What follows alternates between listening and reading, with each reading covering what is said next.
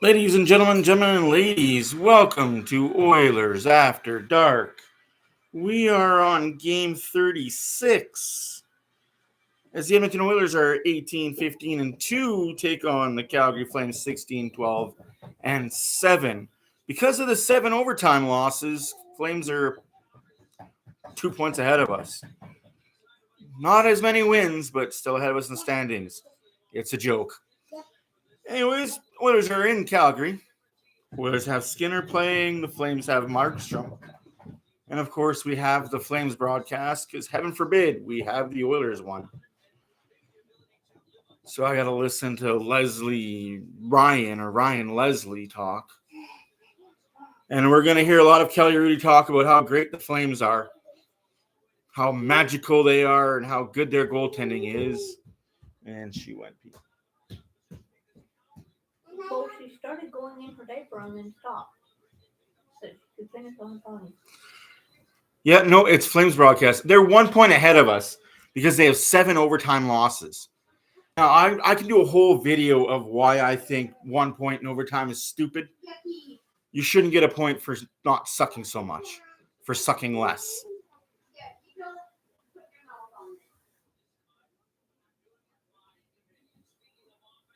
Again, they think that their goal scoring is up, and what they don't realize is goal scoring is up 320% all over the NHL because there's no goalies or defense this year. It's almost like the league has told the goaltenders and defense, we need scoring to go up.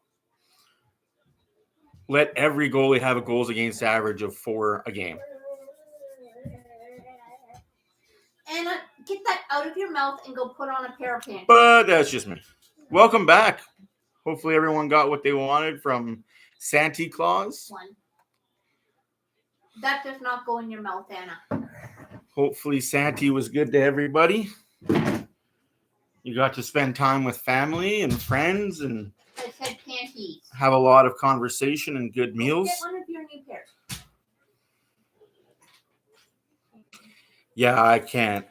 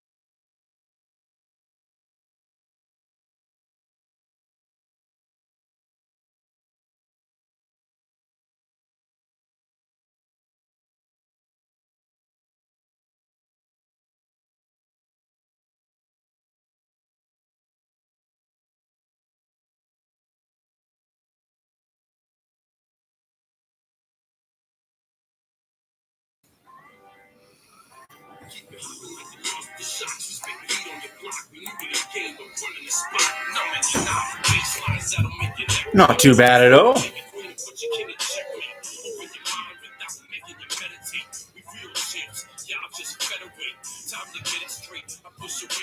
Who scores first? Oh, of course, you got to listen to Rick Ball and Kelly Rudy again. Talk about how great the freaking Flames are. Promise?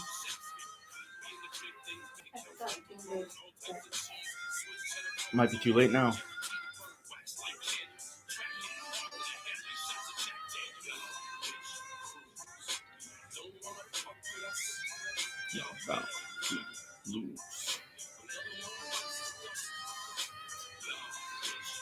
Yeah, I don't dive into stats too much.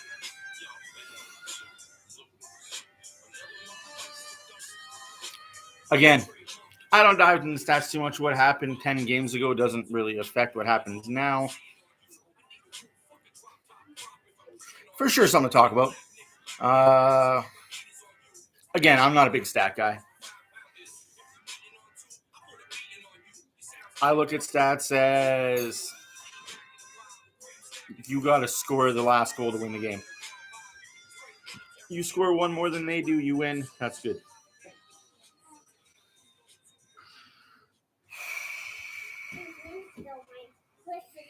I don't like that prediction, Cody. I don't want the Flames to score 2 in the first period.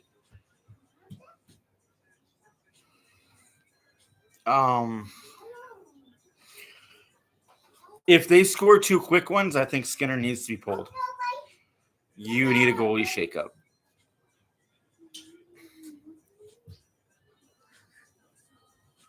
Technically positive with a negative swing on it.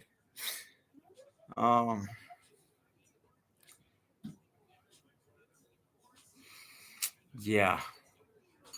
All I want is the Oilers to come out swinging, play hard, and show they learned something over the Christmas break from December. Yeah, it's George Canyon. He's the resident Flame guy.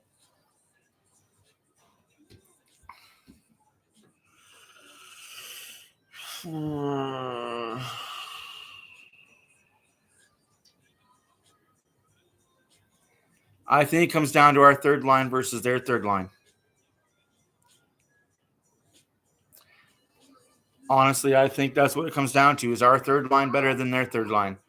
So I think our first lines possibly cancel each other out. Our second lines could possibly cancel each other out.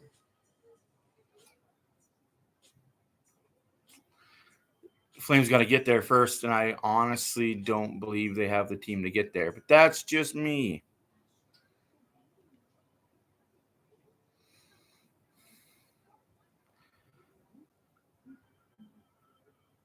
Yeah, dog.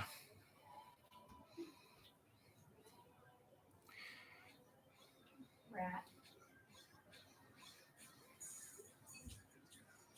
It's not inevitable. It's not going to happen. Oilers are going to be fine, and Flames won't.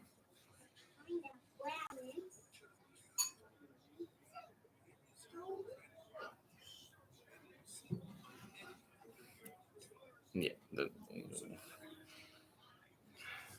10, 9-1, 9-11 save percentage.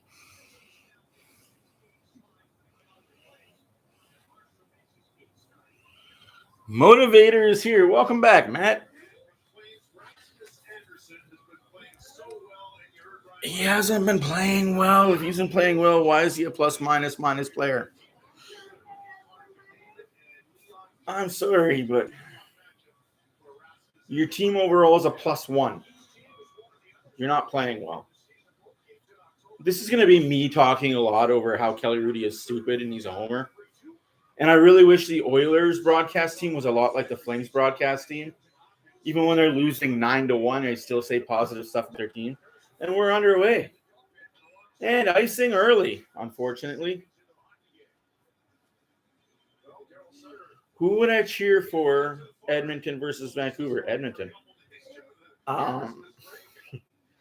Do you mean Calgary versus Vancouver? Vancouver.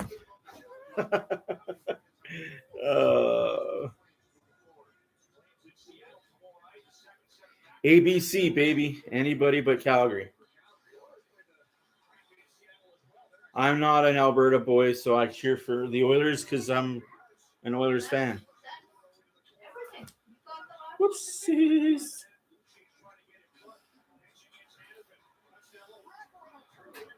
Jeez.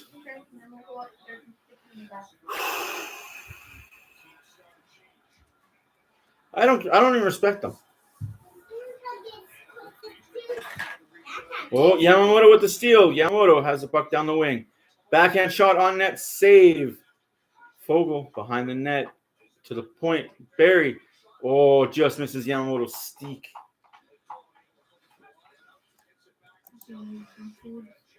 I will need some food. That's offside there, ref. Thank you for calling that.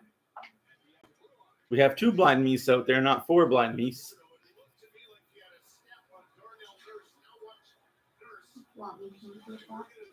Please. Is he really saying that should have been a penalty against Darnell Nurse? Holy frick, Kelly. Know what you're talking about, you moron.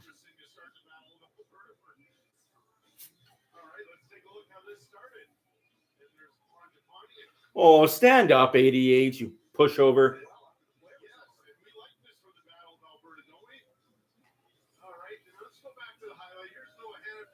highlight.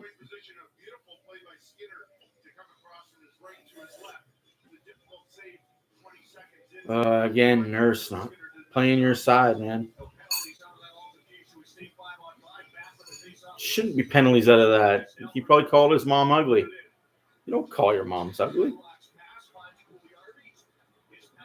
Another icing coming against the Oilers.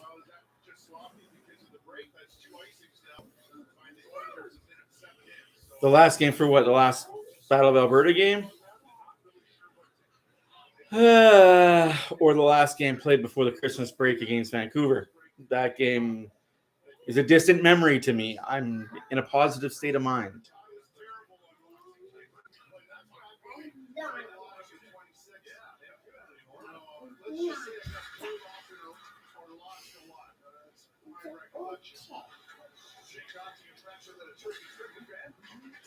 Yeah, I was rough on them because there was no excuse for it. Yeah, Dan's probably sleeping. Or he's at the game. Got it for a Christmas present. Shot blocked by Nurse.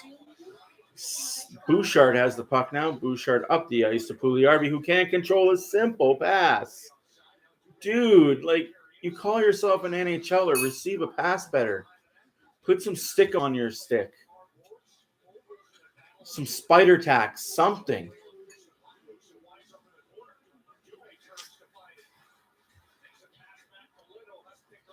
Yeah. Fogle trying to go 1-on-4. He's got a 7 in his name, but it ain't 97. You can't do that, sir. And Nurse bumps it into the Oilers bench. 17:49 left in the first period. One shot for Calgary, nothing for Edmonton. Yo, Cruz. Y'all gonna fuck with us. Ah.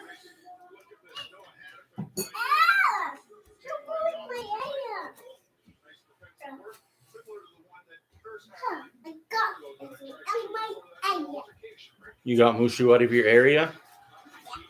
Okay. She's particular about her stuff. So how's that not a penalty by 22, pushing the defenseman into the goalie? It's interference. Oh, here we go. Big pickup here. Holloway taking it up center ice. Holloway dishes to McLeod. McLeod battles Derek Ryan down to Holloway. Holloway up to Barrie. Barrie to Kulak. Kulak loses the puck. Good defensive play made there by Calgary. Offside! Holy shit balls there, linesman.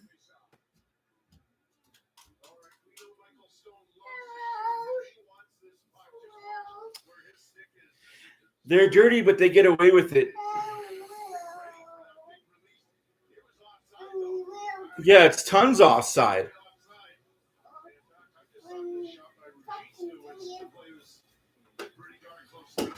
It's going to be a rough game for the Oilers. 3-0 are shots for Calgary. Face off 2, clean of win by Calgary.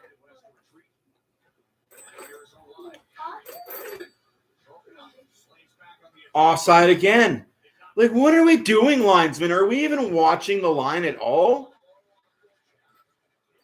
How many times do you want the Oilers to challenge this game? Good fuck. Huberdeau back past the Kadri. Does not work. Huberdeau gives the puck up. Yamamoto has the puck. He's 1-on-4. The rest of his line mates are not there, unfortunately.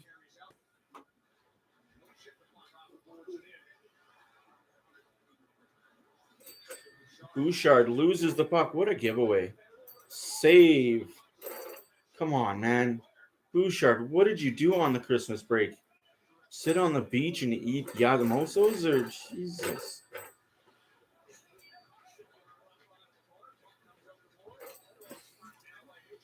Well, 15:51 left in the first period. Shots are 4 for Calgary, nothing for Edmonton.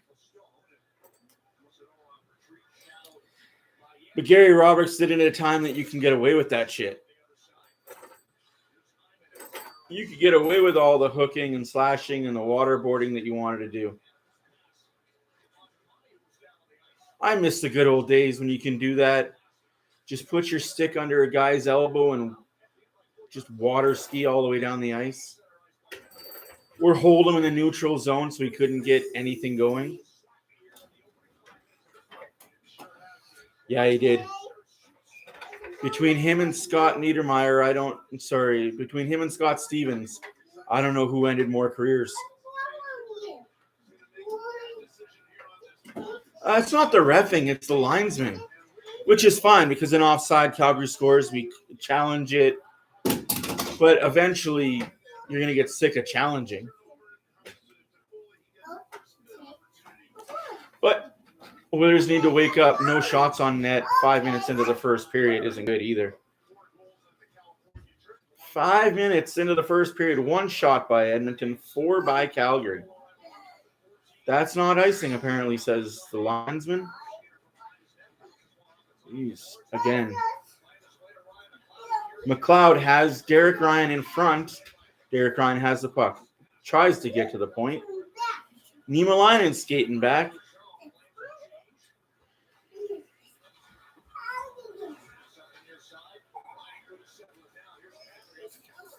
Shot wide. Oilers standing alone. Oh, jeez. Oilers are just standing around in the defensive zone right now. Half a line change is done. McLeod is still out there with Hyman and Pugliarvi. Get off the ice. Get McDavid out there.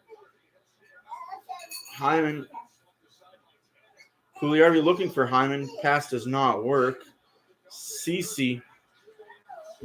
Nurse with the bad giveaway. Come on, guys. Did you not, do anything over the Christmas break?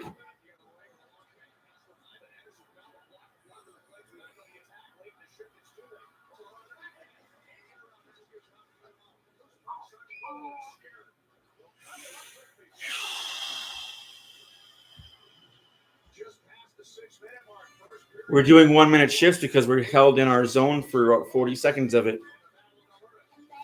And our fourth line needs their minutes, so they don't want to get off the ice.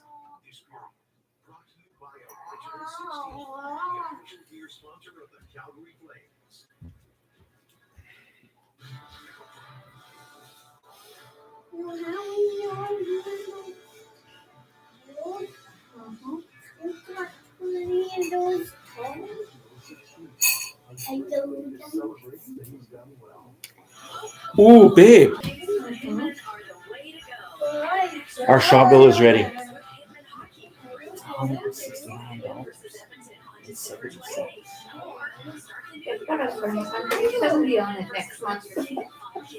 We saved $30. That's pretty freaking good that we Cost $30 on another bill. Right? That's $30 on another bill. All right, we win.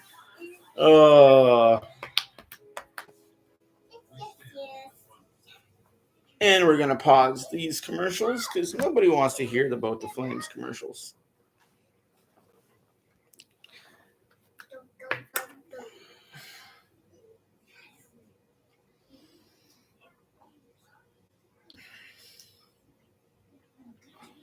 Yeah.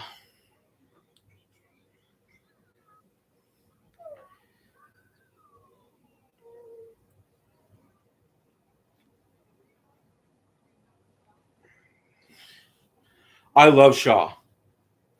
I absolutely love Shaw and the services they provide.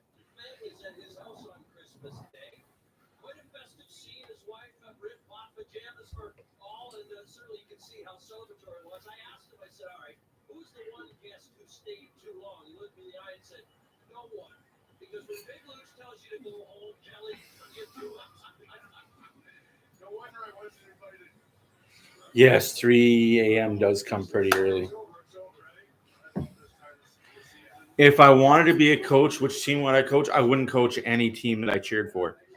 I'd pick a team that I know expectations are really low and a team that I know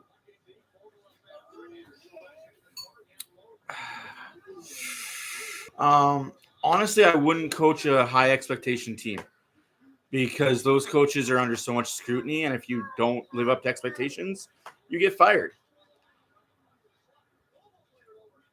So I'd probably coach a team like Arizona.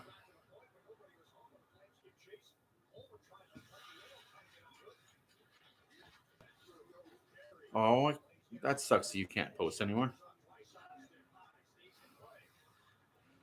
Oh, geez, what a big hit by Costin. 12:49 left to play in the first period. Flames are out shooting Edmonton. Score still 0-0. 4-1 shots for Calgary. But you know what I mean? Like, it makes sense to me. Like, I don't want that pressure of coaching a team that is expected to make playoffs or win the cup every year. Because if you fail twice, you're fired. Coach the Leafs. Thanks. No. Coach a team like Arizona or Anaheim or I don't know. I'm trying to Buffalo even.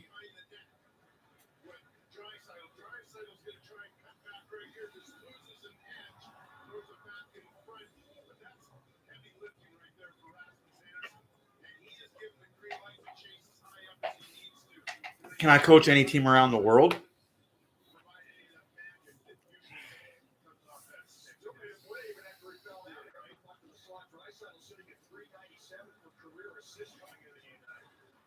Yeah, that'd be draining.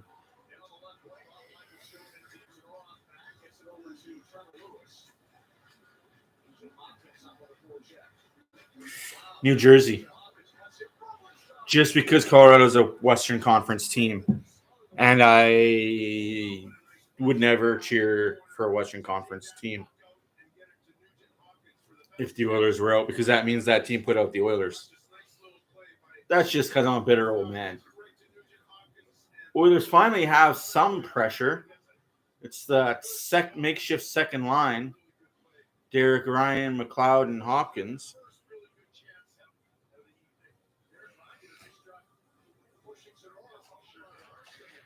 I feel so bad for Yager in that whole situation. I really do. And I wish there was somebody there that had this.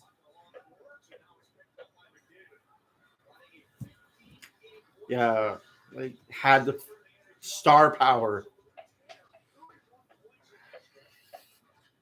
to have him not play.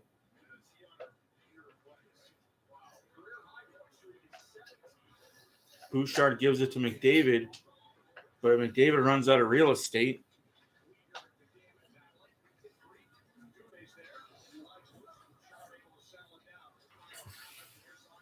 Here's Hyman up the wing. Hyman has the puck, loses the puck to Weegar. Weegar played well defensively. There's just a little poke. McDavid now has the puck. Boy, McDavid loses the puck. Oh, my goodness, kid. You can't do it all yourself. You got teammates. Use them. Shot saved by Skinner.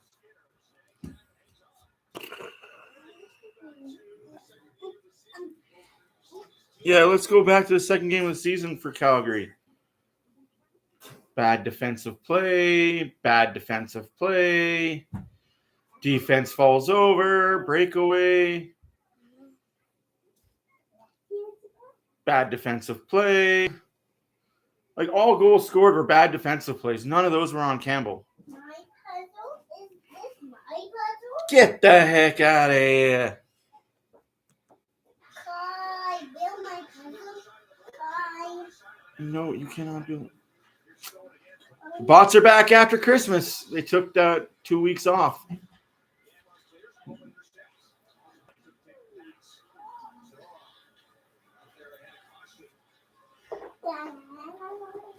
Shots are 5-2. I cannot show the game. I'm not copyright compliant. If I was to be able to show the game, I'd have to pay the NHL a couple $1,000 a month to show the game. And I don't got that kind of cash. Yeah, I know it sucks. Unless I worked for Rogers, right, Steve Dangle? I love throwing Steve Dangle's name out there because He started out as a Maple Leaf grunt. Now he works for Rogers.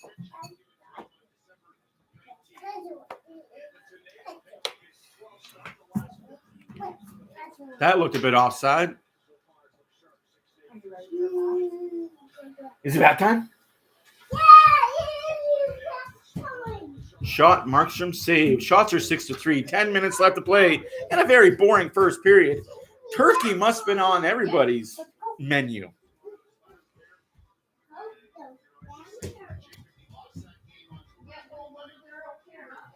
Honestly, I'd be okay with making a couple $100 an hour.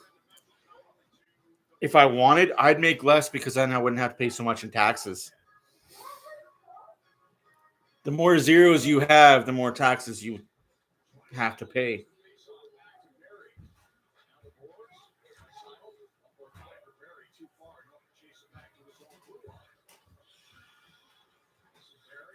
Like,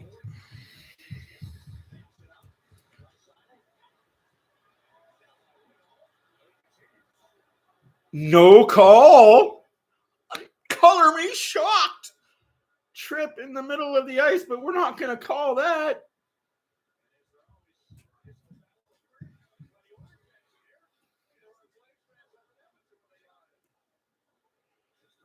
What a smart play. What a smart play by Barrie to tell Bouchard what to do. I love that. I can be 100%. Yeah. I can be 100% transparent. I make good money. My wife makes good money. We're not high on the hog. But we do all right. What? See who downstairs? Shot save. I played hockey all the way up to junior A. Love that. Your computer froze. That sucks for you. Yeah, I played high hockey.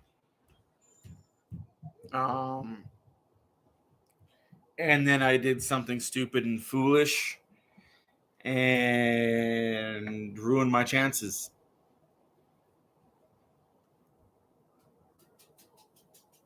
I'm here so I don't get fined.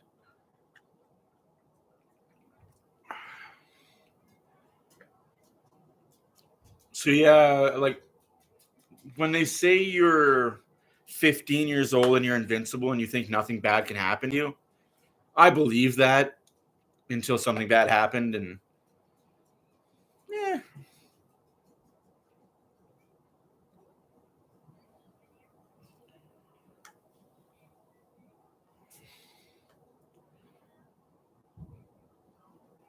But I think I have a more fulfilling life now than I would if I was to pursue the other lifestyle.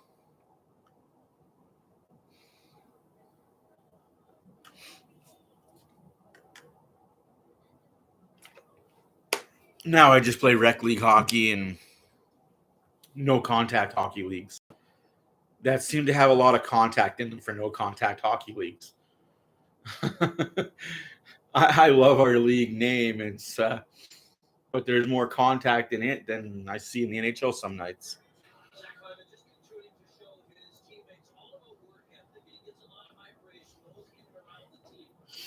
Zach Heeman. Yeah, I was the spark plug on the team after before my injury. I could score, I could skate, and then I did something stupid, got an injury, and my speed went away.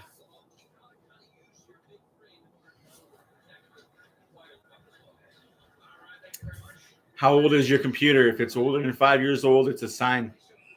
They want you to buy a new one. Just like phones, every 4 years, they want you to buy a new one. Hey, look at this brand new phone that just came out for $4,000. Trade in your old one. It only cost you $2,000.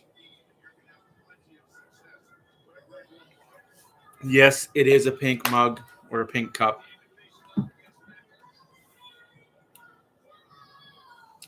Yeah, the Canadians had a bad game, yeah. 17 goals, 22 helpers. Oof. I mean, it's still a pretty good point total. Yeah. Hopefully. The score's 0-0. The shots are 6-3 for Calgary. 8.5 left to play in the first period. It's been a boring game. Like, there's just no flow, no attack. Both teams are just kind of waiting for the other team to make a mistake. It's not been good hockey. McDavid to Pugliarvi. Pugliarvi loses the puck. Shit disturber for sure.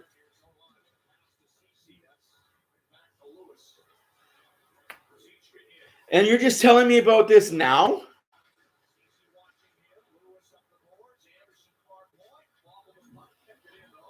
Braden, you know I need a desktop, right? I'm going to take a picture of what I'm using for my computer right now, and I need an upgrade.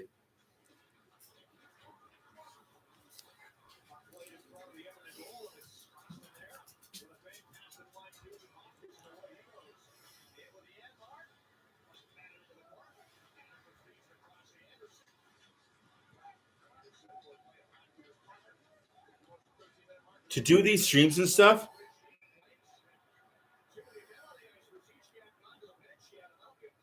Oilers power play, too many men on the ice. Can't call a trip, but we'll call that. Flames are trapping. Flames are playing Daryl stuff. To answer your question, my best year playing hockey, I had 35 goals. I think it was like 52 assists. But I also had like 110 penalty minutes.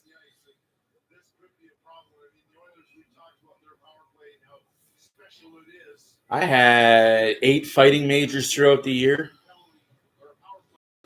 Yeah, I want to get a desktop. They're just more expensive. Like,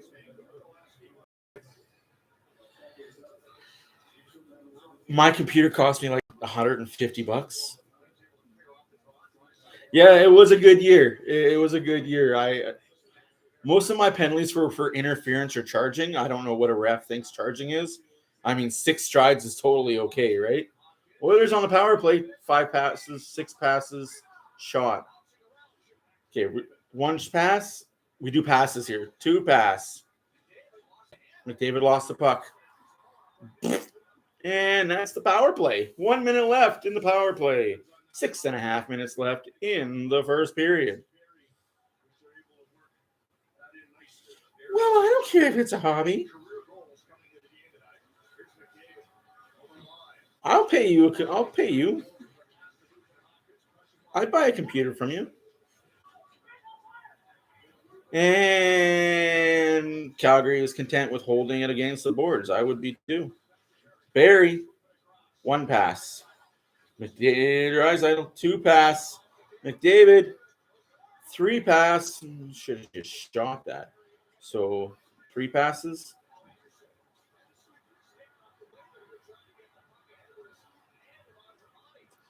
$32 seconds left in the power play. And the Flames have the puck in the Oilers zone.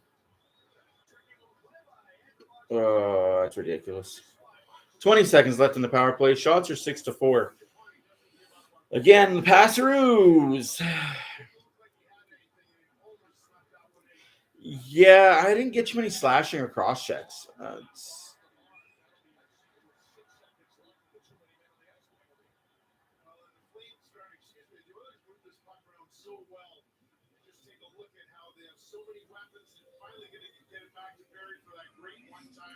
Oh, for sure.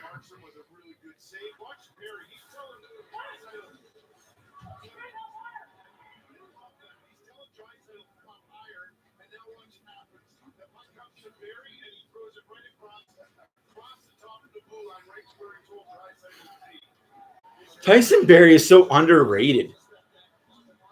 I don't get the hate from him.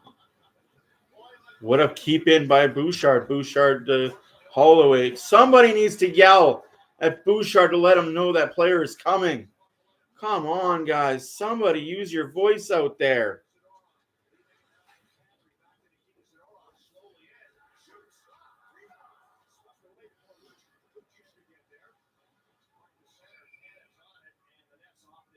Nets off. It's Boring's face off outside the Oilers zone.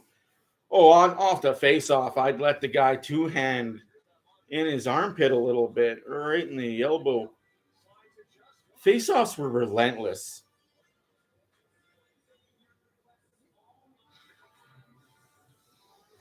Yep.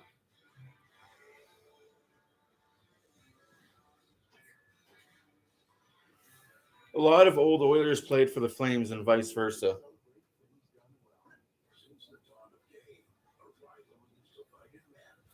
He lost an extension cord. How did we lose an extension cord? What are you looking for? Because I tried twisting the stand upstairs and then I could put the cord behind, and yeah, it doesn't move. That's why I had it where it was. Except I didn't want her grabbing the cord. She won't. She doesn't go near there. We'll have to get another extension cord because it's over here. So my phone can be charged, plugged in. We just need to get another extension cord is all. Where's your dad? Yeah, exactly. He's got tons in his garage. Yikes. Yes, I do. Although I found something that I brought from Ontario that will come in handy. What is that? It lights up. Well, that would be fantastical. Gives you an extra half an inch, too.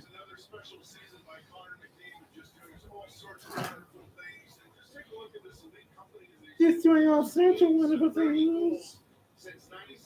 Yeah, it's pretty nice. I try to be as active as possible.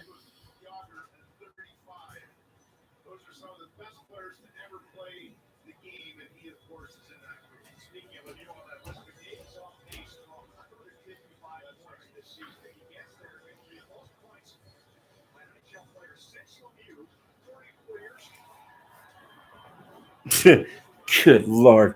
I don't know how you do that all day long, man. I look at my computer screen for this and this alone, and that's enough for me. The rest of the time I spend with my crazy wife. Yeah, I love the blue curve.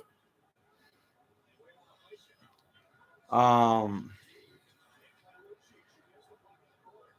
do love Shaw's blue curve that they have. I have it. It's amazing.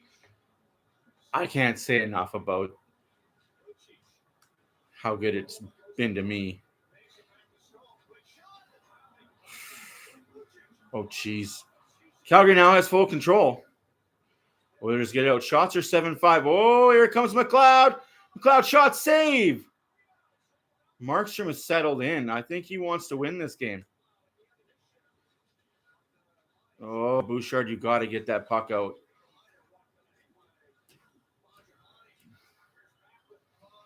Flames back on the push. Shot blocked in front. Shots are 7-5. Should be 7-6 now, unless they didn't count that shot by McLeod.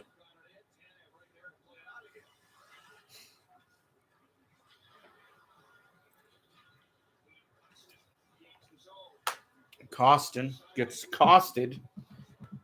CC has the puck. Tries to go behind the net. Is harassed by Toffoli. Costin belts that guy. Hits the ref trying to clear the puck out. Piston position, refs. Piston positions.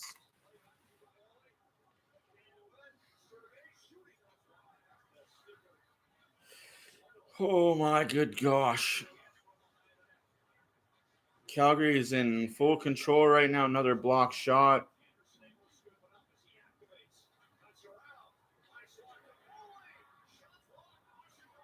Blocked by Costin. That one hurt.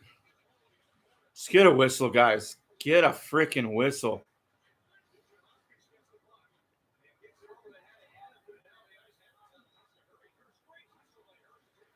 Darnell Nurse negates the icing.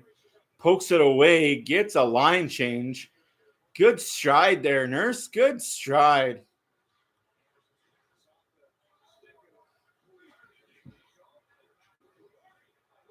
Pugliarvi takes a hit to make a play. McDavid.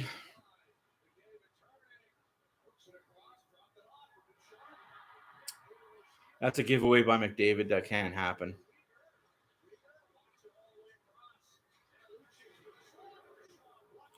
Blocked by McDavid. Up the ice. Bouchard to McDavid. McDavid to Pugliarvi. Pugliarvi saved by Markstrom. What a save by Markstrom. Shots are 7-7. Game is still tied.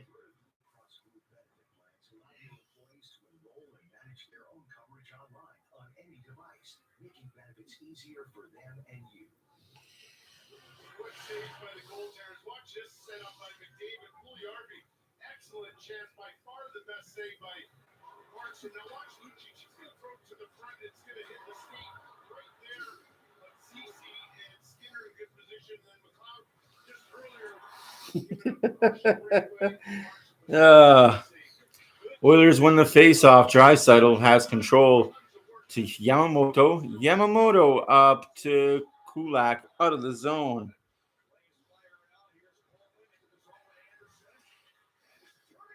Anderson save, rebound. Kulak, good defensive play. Yamamoto takes the pass back to Draisaitl. Draisaitl, one-handed conqueror over here.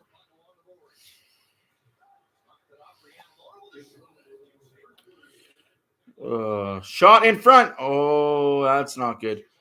Barrie, shot save. Shots are now 8-8. 53 seconds left in the first period. Yeah, nothing works. It all goes to hell in a handbasket.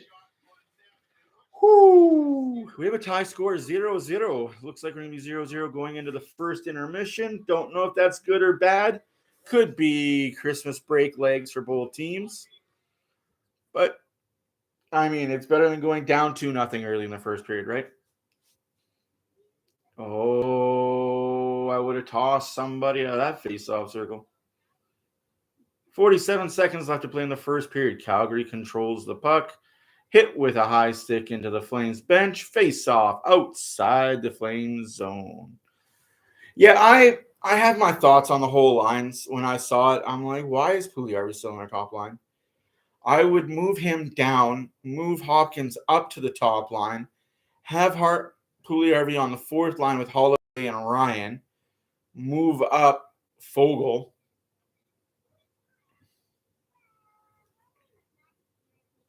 Like, there's just so much we could do just to get Pugliarvi off the top line.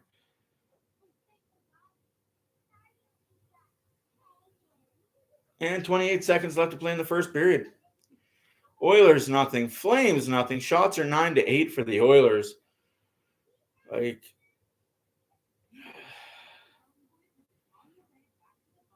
oh, interception. McDavid to Ryan. Derek Ryan. Shot 10 feet high. Field goal.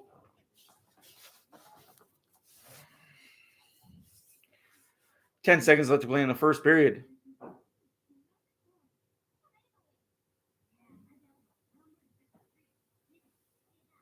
We are all years. I am all years ahead of y'all. I believe you're trying to say all ears. Shot from the point, just wide. And that'll do it for the first period. No icing with 1 second left. Again, it's been a pretty boring first. Could have been way more exciting. Could have been way worse for the Oilers.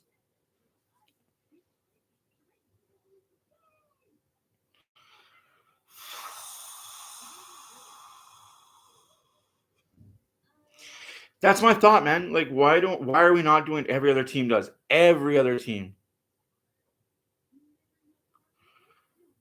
Like, every team puts their top six and loads it up. Oh.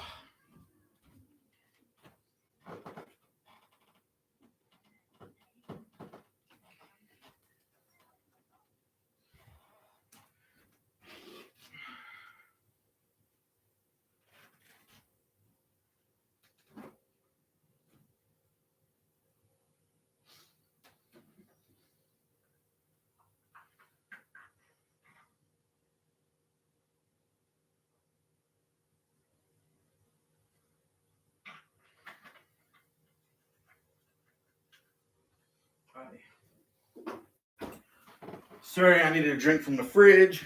Apologize as I fall over. I think Nuge will score too. Your out-of-town scoreboard brought to you by Oilers After Dark and this beautiful face, Matt. 2-2 in OT, Bruins and Senators. Carolina tripled up on the Blackhawks 3-0. Capitals beat the Rangers 4-0. No goal by Ovi. Guess it's hard to score when you don't get a power play or empty netter. 5-1 Islanders, 10 minutes left to play in the third period over the Penguins.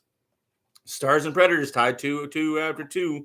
Wild 3, Jets 1 after 2. Leafs 4, Blues 3 after 2. Coyotes 2, Avalanche 1 after 1. After 1 here in Edmonton, here in Calgary, 0-0. The Sharks play the Canucks at 8 o'clock. The Golden Knights play the Kings at 8:30. The Sabres and Blue Jackets game was postponed due to weather.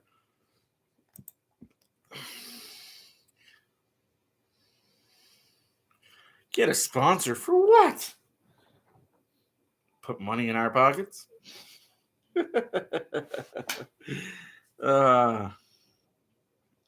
I wouldn't even know how to begin to get a sponsor, my guy.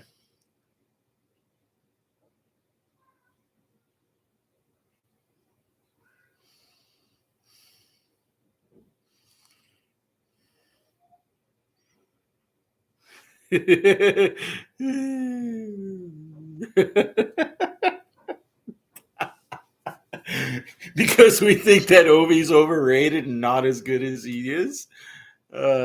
It's okay to be number 2 in scoring all time. There's nothing wrong with it.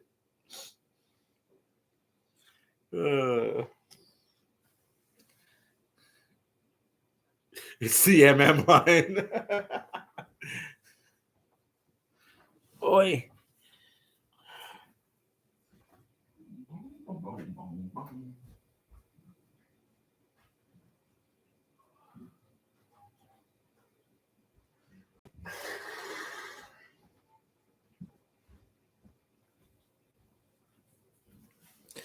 Now that Christmas is over, you know how to do that? That'd be something great. I already have like logos for t-shirts and hats and stuff, so I just need to know what logo we put onto it. We have a lot of logos apparently.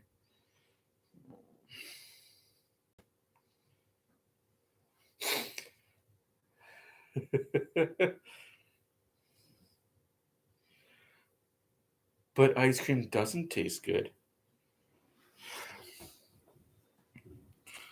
Oh, that's right. Ukrainian Christmas is January 7th. I'm not Ukrainian, so I don't celebrate Ukrainian Christmas. I'm not gonna go get into the detail of what I am, because a lot of you will hate me if I was to tell you what I was. Good period overall, though. I'll be honest. Like, it could have been way worse. Both teams could have been come out firing and scored 7 goals each, which I'm glad to see. Both teams came out kind of feeling each other out. It's after Christmas. Flames, for the first part of the first period, I think they took over. They were definitely dominating. Oilers got a lucky too many men on the ice power play. It did nothing for them. As per usual right now, our power play is stagnant. But it didn't hurt them. It didn't help and it didn't hurt. You could have power plays that help you because you score and you get that lead or tie it up. Or you have power plays that hurt you or that next shift after the power play, you get scored on. And it didn't help, didn't hurt. It was just 2 minutes on the ice, blasé, right? But what I did get for a Christmas gift was, and this is going to shock y'all, I got a game for Christmas. PGA 2K23. Great freaking game. I've played it quite a bit last 2 days.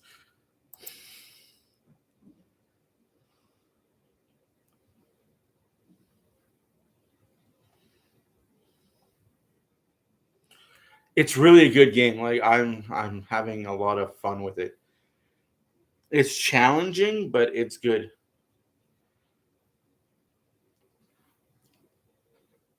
It's just one of those games where you can pick up.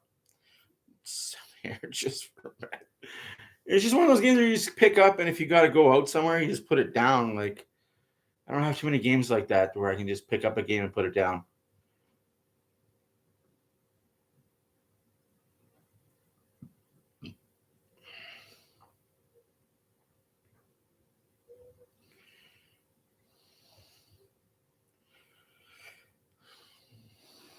No, I don't play Minecraft or Fortnite.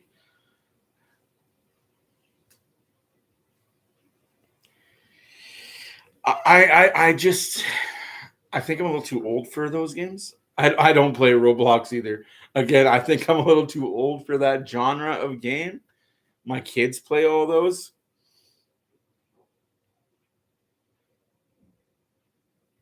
My kids are very much into Roblox, Fortnite, Minecraft. What other ones are they into? I play Fall Guy once in a while. Fall Guys. Oh, dude. What about Pokemon? Grandpa. Back in the day. Minecraft wasn't for me. Again, I'm pushing 40 something. So Minecraft wasn't around for me back in my day. In my day growing up when I was a kid, it was Super Mario, it was Zelda, it was Final Fantasy 7. Yeah, I used to be huge in Pokemon cards. My kids are huge in it now. Yeah, pushing 40 something. I grew up before the internet blew up. That's how old I am. Take a drink every time it says back in my day.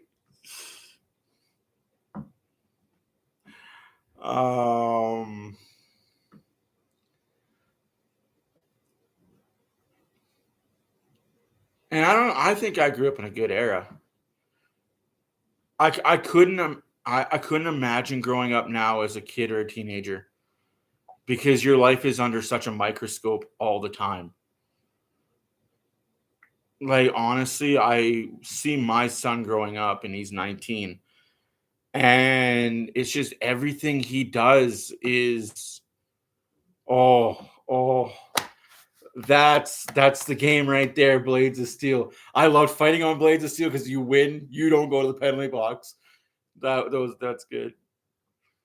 I really like I feel for my son right now. Like, he goes outside and everything is recorded. He does something stupid.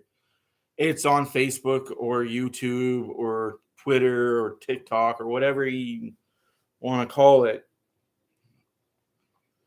Oh, the intro to Blades of Steel was so great. And like, I did dumb shit when I was a kid. Like, I probably did more stupid stuff than kids nowadays did, except I got away with it because it wasn't put on social media as soon as it happened. No Leaf fans allowed. Well, I better tell my wife that because she's a big Leaf fan. I don't hate on the Leafs too much. I don't think they're going to win a playoff round for the next 4 years. But hey, keep the streak alive. Yes, he has. Oh, yeah. Yeah, the pellet guns and slingshots, bottle rockets, cherry bombs. Oh, yeah, it's good times, good times.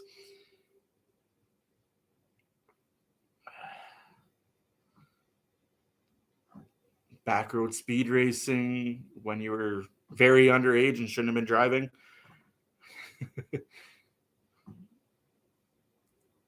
I'll give your team a chance. That's awesome.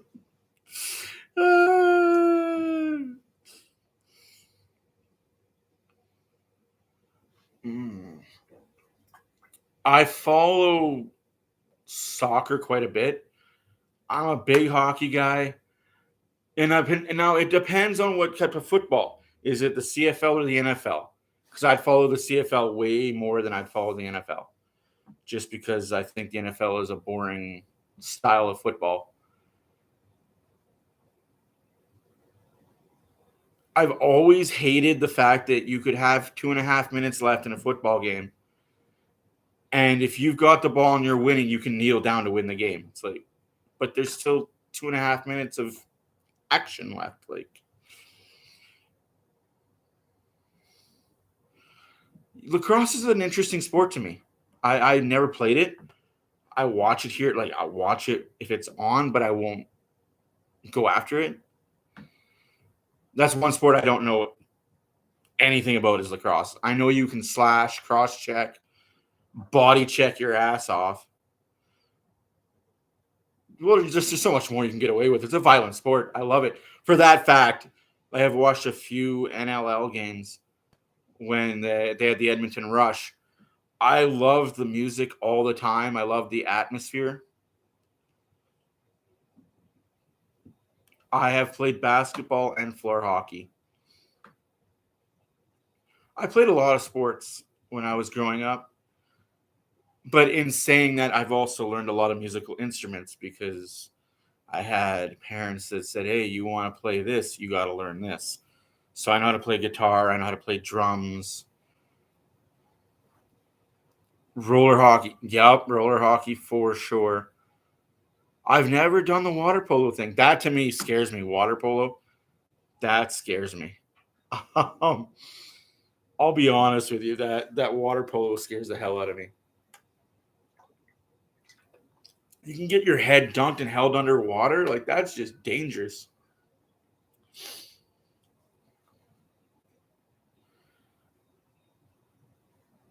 Who is this person in the middle? It's almost like she's supposed to be broadcasting for Sportsnet, but she's more ho-hum Calgary. I got it muted, so I have no idea. Well, we got to push Connor McDavid across for our Edmonton viewers. Whoa.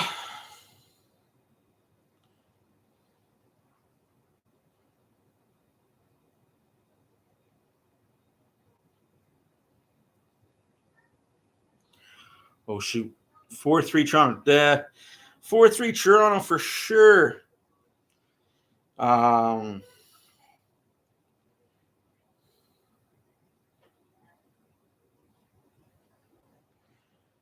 But did you want to tell everybody the full story, Kevin? What's the full story? It was 1-1 and then 2-1, 3-1 for Toronto. And then Toronto blew it, and it was 3-3. And Toronto got a lucky goal and made it 4-3.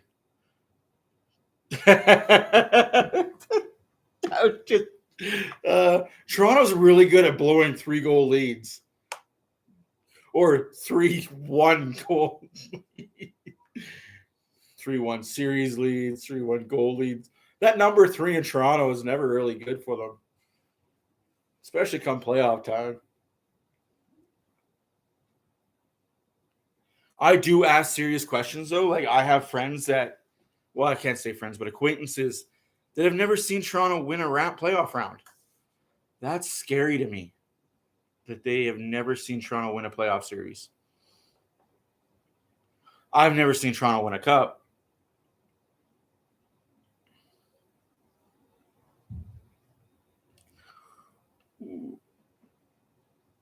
I don't know what you just said either. I just read stuff.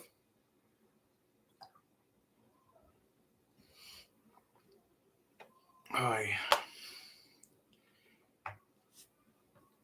yeah. These intermissions are longer than they used to be. This is where you need to get a game of mini sticks going. Go hard, she says.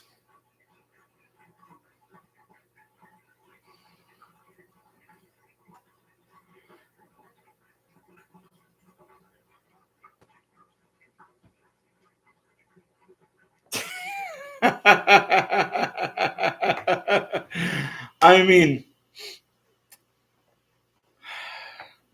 I laugh because a lot of Oilers fans have never seen the Oilers win a cup either.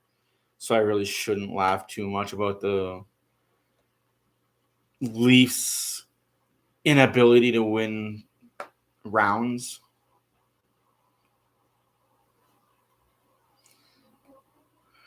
I got to remember a lot of people nowadays are younger than 21 or 25 or 30. Now I guess it's 30.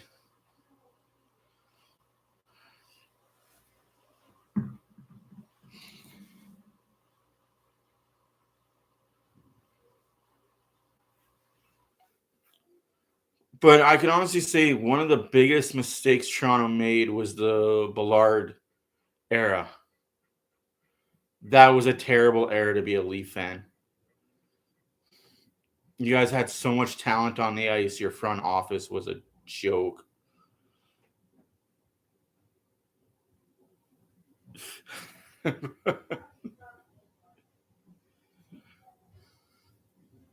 Yeah.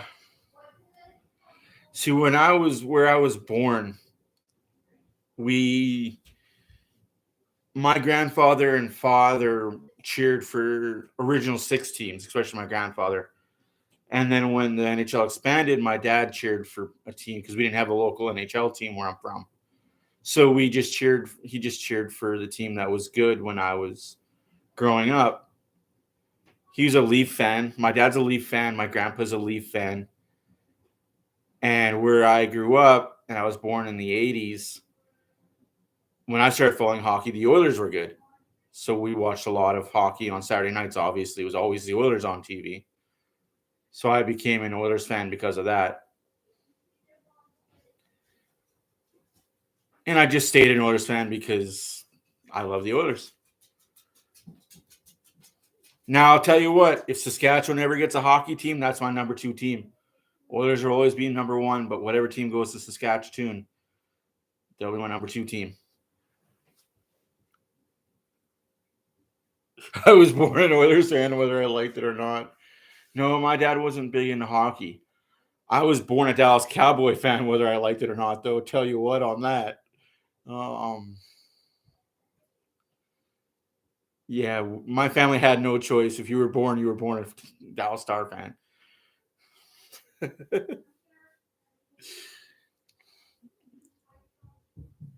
4-4, did you just say?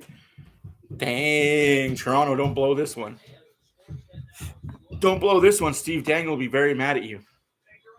Although I do love his post-game reactions. Win or lose, that guy's got a lot to say. And he edits his videos so nicely while his video editing crew. Wish I had that. But I do my own video editing. It's fun. It's time-consuming. Costin with a big hit in the corner. We are underway in period number 2. Calgary has the puck. Lucic does the breakaway cherry pick situation. Oh, giveaway. Nurse gives the puck away, but it does not cost the Oilers. That's not icing if his own player shot it down the ice.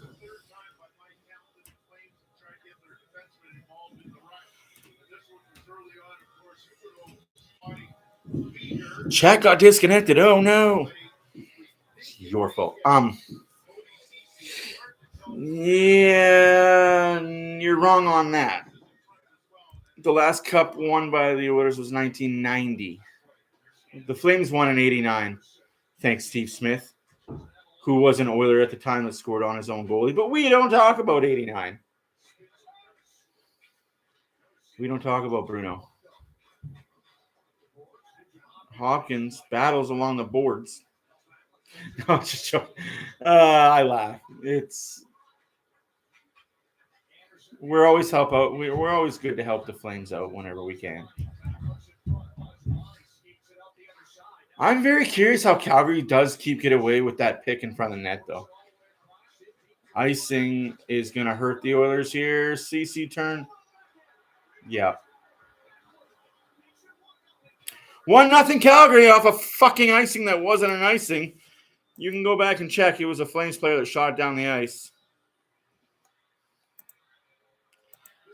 A lot of interference happening in front of the net, though, that I don't know how the Flames get away with.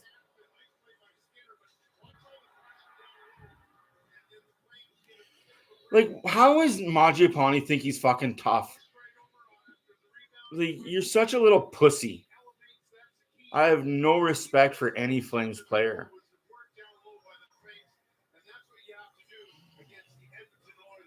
What, get fake icings?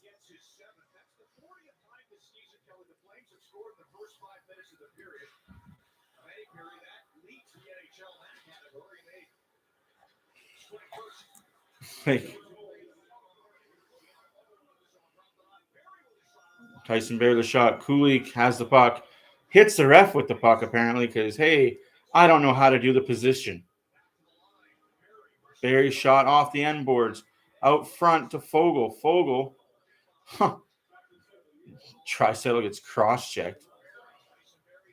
Tyson Barrie has the puck now. Goes behind the net. Loses it. Oh, Fogle almost keeps the puck in. Shots are 12-10 for Calgary. Scores 1-0 Calgary. It's bye. Have a good night. Oilers failed to clear. But I'm talking about before that. Oh, and a giveaway. Yeah. Oilers need to get their skating legs going now.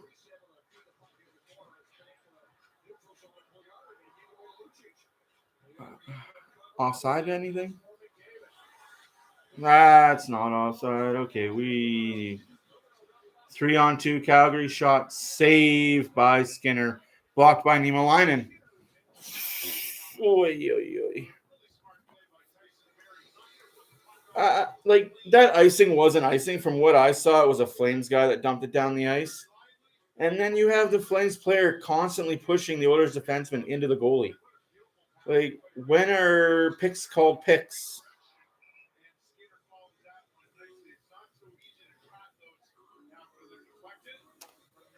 But Oilers got to score. You can't win games 0-0. Face-off dropped illegally. Toss out the Flames player. Put in a new player.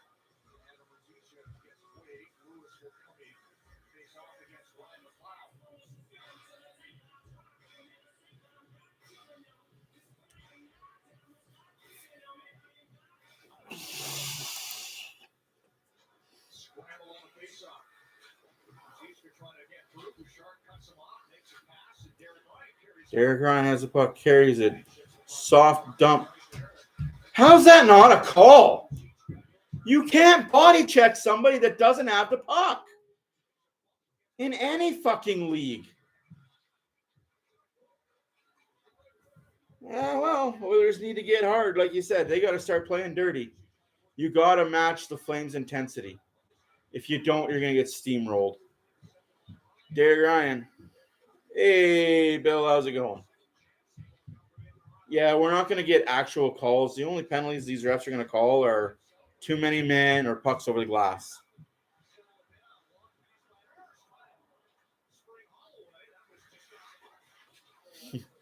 Markstrom interference.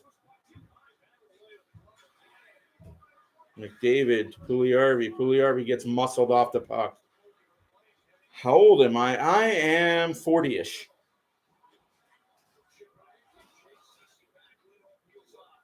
That's kind of an odd question to ask somebody, but sure. Oops. And Pugliarvi loses the puck. All right. Welcome to the channel. Pugliarvi cannot hack the puck out. CC has the puck on the net.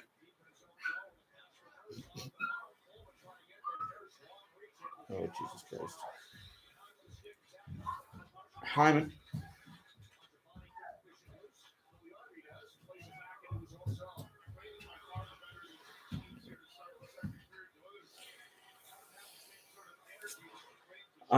I think Toronto's downfall will be Matthews. Yep. I honestly believe their downfall will be Matthews. They won't make a playoff round with Matthews on their team. Oh my God, what are you doing?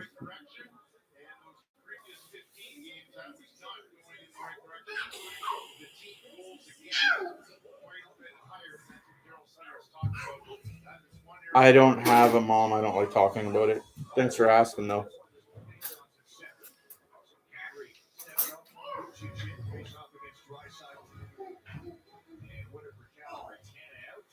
kind of pushing the creepy side. I know you're trying to get my passwords for my computers and my internet banking, but nice try. I would never use my mom's name as a password of mine. Shot scores! Tyson Barrie with the slap shot from the blue line. It's almost bedtime. Here, ice cream. 1-1. Markstrom should have had that. Too bad you suck. 15 minutes left in the second period. Score 1-1. Open. Yamamoto with the assist to Barrie on that dinger. What a shot.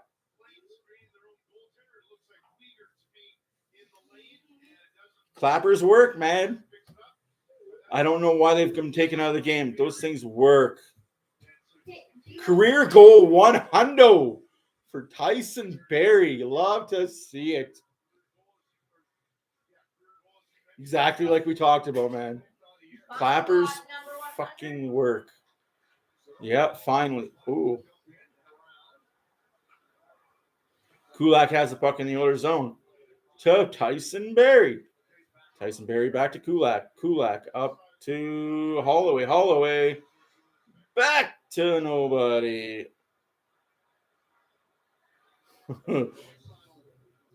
Too young.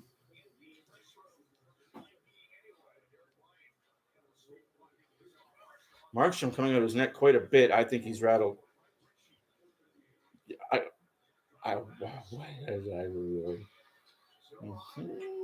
I'm agreeing with you, bud. Braden, please. I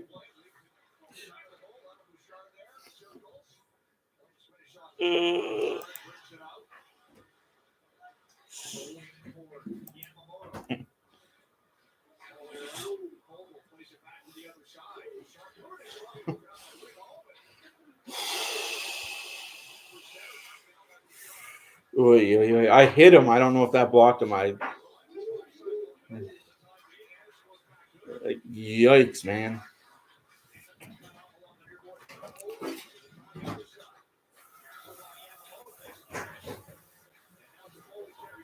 Oh, it was getting creepy, man. It was getting kind of. If I lived in America, I'd put him on a watch list.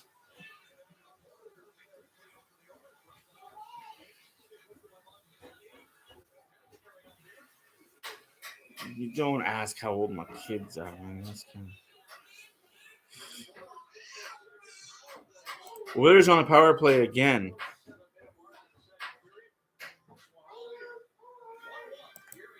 You don't need a fork for ice cream. Then go get your fork from your noodles.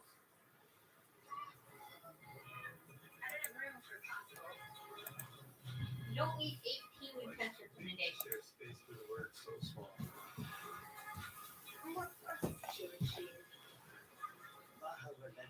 Yep, power play goal. Hi, Anna. You wake up? Yeah. No, you gotta go to bed first. See, it's nighttime. All the kids are in bed. Hey, Como, welcome back, man. Yeah, I figure it's Battle of Alberta. I'll wear my nice Ryan Smith jersey. Hi, I'm in the bed. Hi.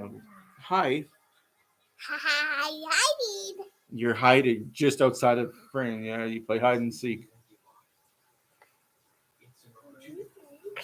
Here I come. Here you come. Okay. We're back to Theo. You're back to PO? Yeah. Okay, careful before you knock yourself out. Finish your ice cream or am I getting it to Daddy's? Ooh, yay, ice cream. I like ice cream. He's been good. He's been very surprising. What? Yeah, finish it. Majapani? Yeah, calm down with your emotions there, bud. I can have. No, you don't sit on me, sit on a chair. You got a whole chair there to yourself.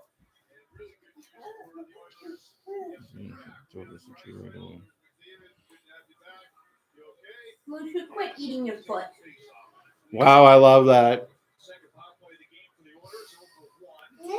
Yeah, Christmas is great.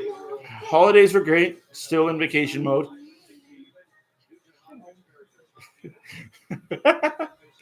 Shush it. It was a nice break. Jason Barrie in 2023. Tyson Barrie? Cool. Oh, Draisaitl to Barrie. Barrie to Hopkins. Hopkins back to Barrie. Barrie shot. Saved by Markstrom, who has no idea where it is.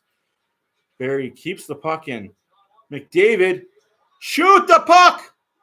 Shoot the puck, 9-7! Please shoot. You had a wide open net. Passes. It's almost like he wants to get the record for goals, but he doesn't want to do it at the same time.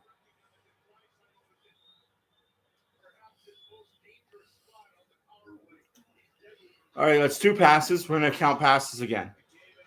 3 passes. 4 passes. 5. 6 passes. 7 passes. 8 passes. 9. 9 passes. 10 passes. 11 passes. 11 passes. And no shot. 47 seconds left in the second power play for the Oilers. Not good, man.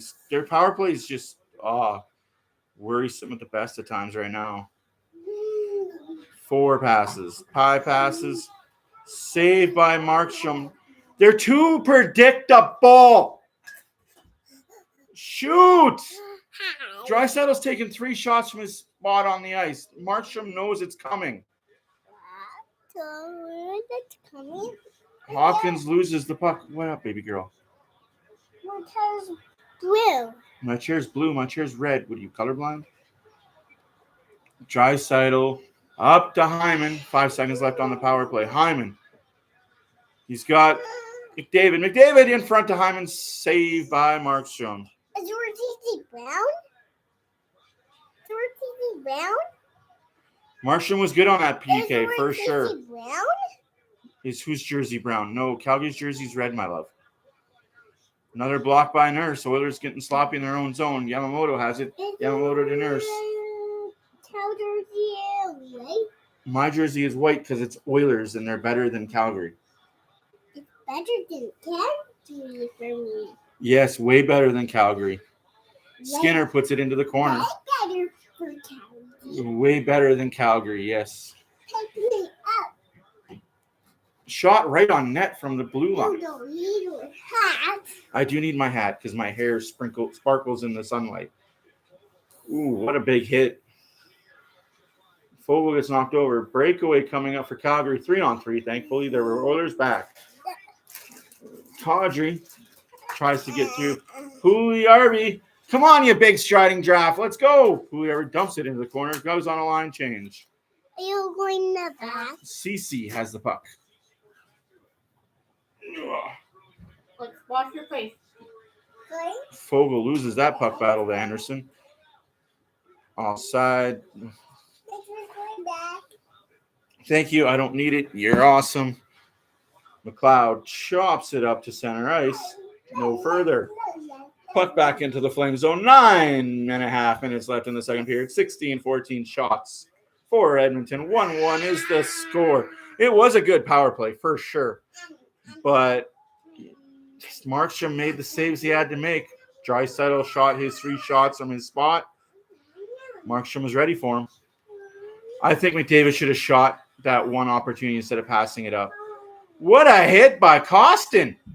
Or was that Holloway? That was Holloway. Big.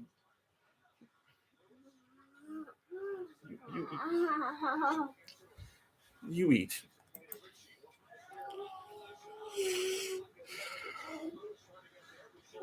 Bouchard rings it around to McLeod. McLeod goes for a skate behind the net. McLeod now has open ice. Skates up the center. Calgary playing the trap game, even though the game is tied at 1. No forecheck Flames. Anna, go get Baby Yoda and get Hunter, please. No, Anastasia, listen to your mother, please. Thank you. I love you. Night night.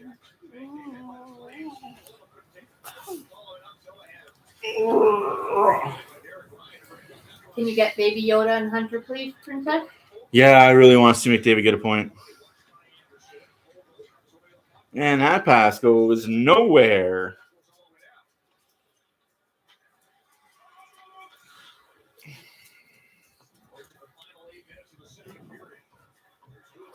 Anastasia. Oh, here come the Flames. Kadri. Lucic, Kadri, and Huberdeau on a line together. Who are they trying to wake up with this line? Like, Lucic is a plug out there. It's not. It's like putting Puljujärvi out there with McDavid and Draisaitl. It's not going to help that line at all. Case in point. Nurse has the puck, slaps it, does not get out. Good poke by McDavid to get it out.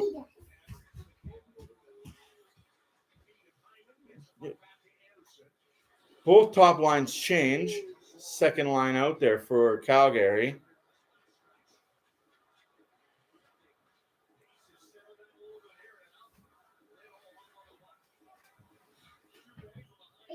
Oh, Puljujärvi didn't change when he should have. So, of course, the weakest link on the top line has been out there for the most time. Oh, my goodness. And power play coming up for Calgary because Puljujärvi did not change. What the fuck is wrong with you? You were the closest one to the bench and you didn't change. Calgary on a power play. When we come back, 1-1's the score. Anna. No, it was a trip. Like, it was Puljujärvi not going to the bench when he saw McDavid and Hyman go. There's no excuse for it. Like I said, the weakest link on that ice was Puljujärvi on that line, and he didn't get off the bench. So now he was out there for almost 2 minutes. She what in the...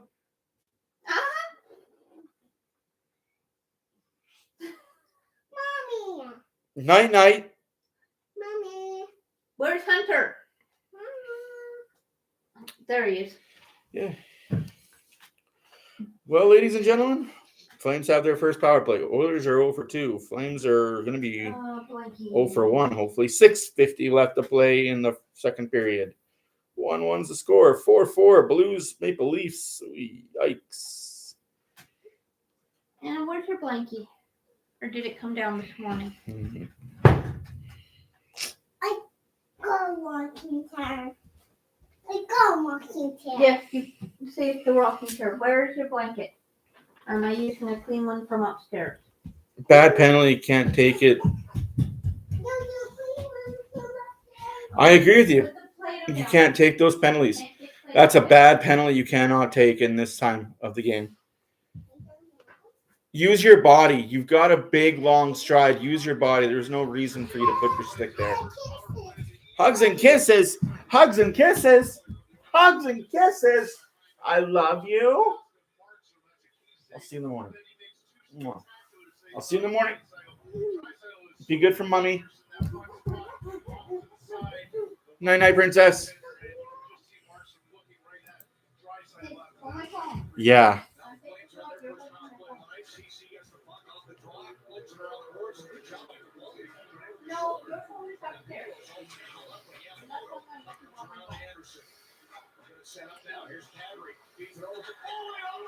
Off the post. Flames control on the power play. Shot off the post.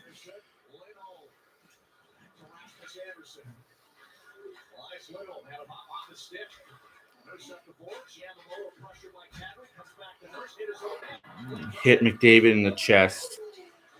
Flames have the puck and control. Stop. Broken stick by Yamamoto.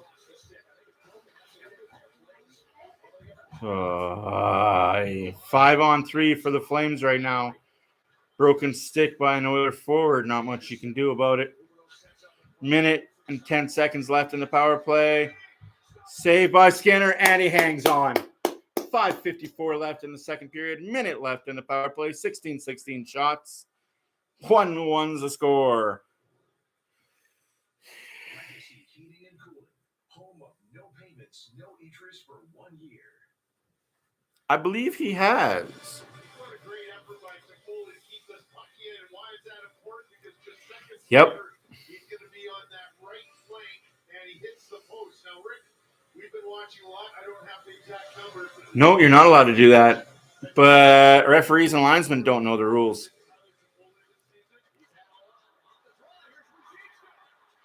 Yes, let's just lie on the goalie. Refs won't call it.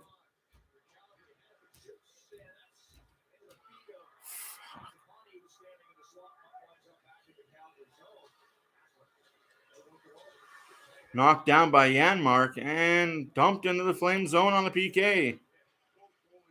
It's been a season-long battle. That's why I'm here, so I don't get fined.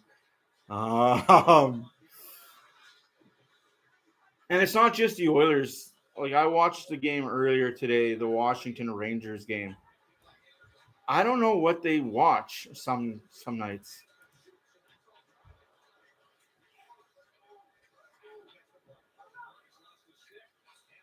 Like, there was a few times where Zibanejad could have got at least 1 or 2 hook penalties called on him. Shot, save, rebound. It's still loose. Derek Ryan gets it, flicks it up the ice. 1 second left on the power play. Oilers kill. Oilers kill it. Yeah, he got... I'm just here so I don't get fined, Bright. I'm just here so I don't get fined. Draisaitl shot. Save.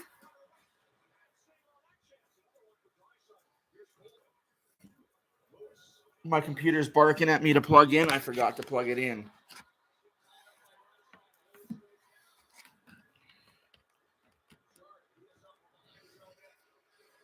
No, Markstrom's a bit strong. I think that's good. No worries, man. Oh, Yamamoto's got a hard puck in the back of the ankle. Fogle to Bouchard. Bouchard to McDavid. How is that not a fucking call? How is that?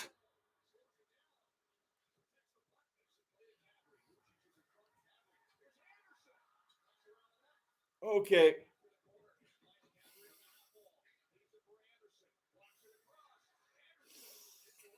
I'm just here so I don't get fined. Oilers getting running around now. Pugliarvi, get on your fucking defenseman in that fucking position.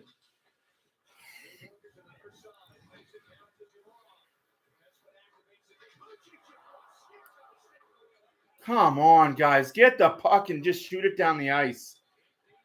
Tyson Barrie hard around off the glass, out of the zone. Not icing because it hit a Flames player on the bench. You can't support the refs, man. There's no way you can condone the refs tonight, Braden. That's a fucking terrible missed call. It's a good thing that David's not lying on the ice in pain. The league's a fucking joke and a half. That's offside by the Oilers. We're going to have a rough night in Calgary. There's going to be a fisticuffs.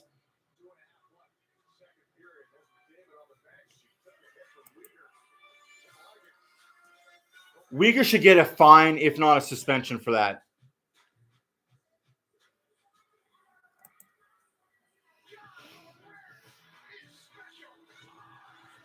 This is ridiculous. But what happened to Draisaitl is he got cross-checked in the rib cage that went unnoticed by the ref. And it was in the corner away from the play. He got a 2-hand cross-check in the rib cage.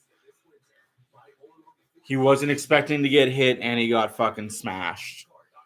So that's why Draisaitl went to the room. And he was off the ice for a good 5 minutes. But I'm just here so I don't get fined.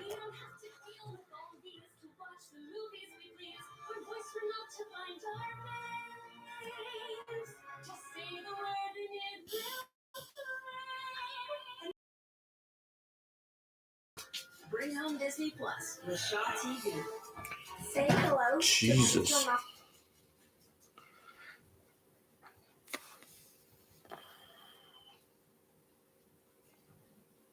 Doesn't hear the frustrations of Albertans. Our plea for a fair deal, not a junior partnership. We've all seen their track record, full of policies that kick us when we're down. Alberta, we can't afford the NDP.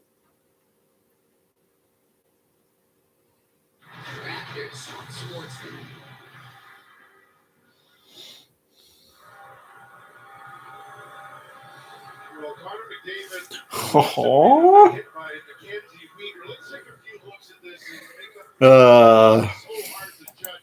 There's a quick cutback by McDavid and Weegar. how is that so hard to judge, Rudy, you fuck? Looks also like there's a bit of contact with the body first. There was no contact with the body first. Why are you trying to say that? Blah, blah, blah. I cheer for the Flames because I get paid $1 million a broadcast. Fucking idiot. Yikes.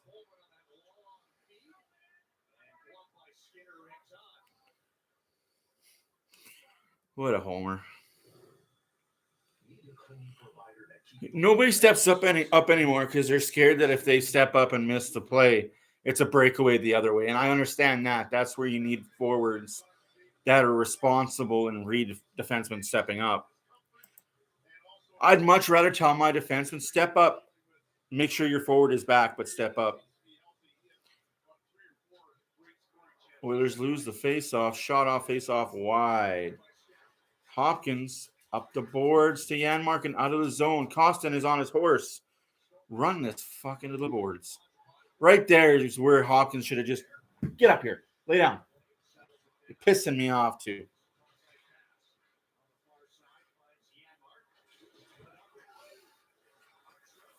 Markstrom throws it up the glass, held in.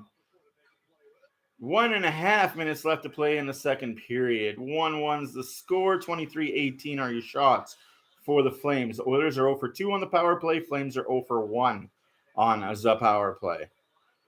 Tyson Barrie trying to weave through his own team and the other team. Costin gets the puck. Costin has it off the boards and out the zone. Not enough for icing. That's right. You got to take chances. It may come back to bite you, but Lucic. Shot save. 23-18 are your shots for the Flames. 1-1 still the score. Going to be tied after 2 periods. I gets the feeling this might be an overtime game.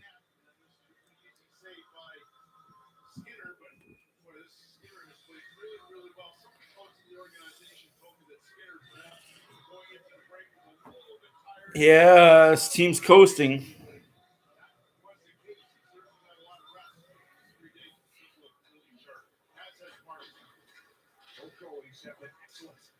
McDavid up to Hyman. Hyman gets the puck. Hyman battles McDavid to Draisaitl. Up front to McDavid. McDavid to Hyman. Hyman gets it out of the zone.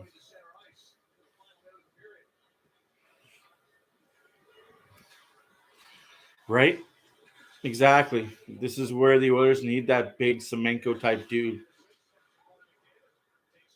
Or somebody just to run somebody. Take that 2-minute penalty, but you've sent the message. Just run somebody. Way offside. Thank you for calling that. That's intentional. 77, you're fucking garbage.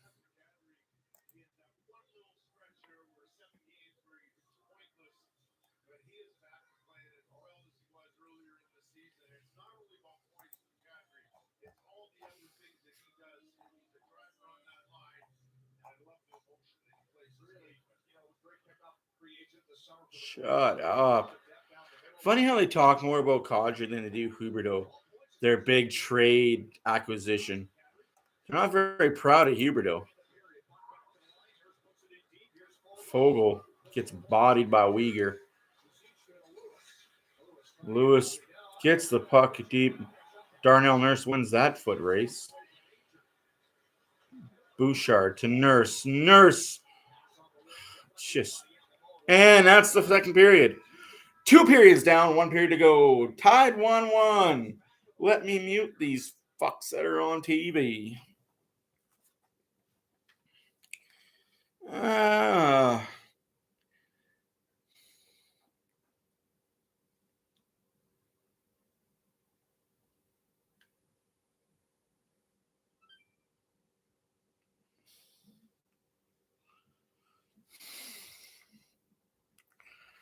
I think refs. I know refs pick on teams. And I know why refs pick on teams. And I don't like it, and I don't like the way the NHL selects their NHL officials. Basically, to be an NHL official, you have to be a washed-up NHL player that couldn't make the big show. You have to be a fast AHL player who would never make the NHL, or a really fast junior player that has no hope in hell because your hockey IQ is not there to play hockey, but you have the speed. So because you have the speed and you've played hockey at a high level, you're a perfect candidate to be an NHL official. And because you didn't make the show, you have a bias towards some players and some teams that did. A lot are. Like your friends from Red Deer are the exceptions to that. But most NHL officials are washed up CHL players or just not very good AHL players. But they have speed because they can keep up with the play. And it sucks because they do see that, hey, I played against this guy, and this guy was a dick to me. So I'm going to be partial when you should be completely impartial. You know what, I'm a ref too, and like I honestly love reffing. Minor hockey league reffing is so much fun. You get paid pretty well to do it. You get paid $25-$30 a game, depending on what level you're reffing. It's fun. Like you get to go out there and just skate around, drop the puck, blow a whistle.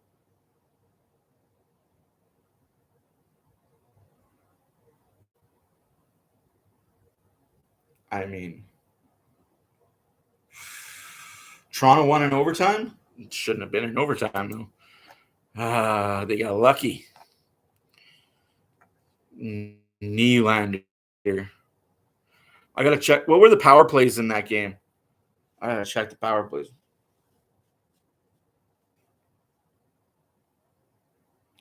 I'll do a quick out of town scoreboard just because I was here. Toronto beat the Blues 5-4 in overtime. Only 2 power plays for Toronto? That's interesting. End of 2, Coyotes 4, Colorado 2. End of 1, Canucks 2, Sharks nothing.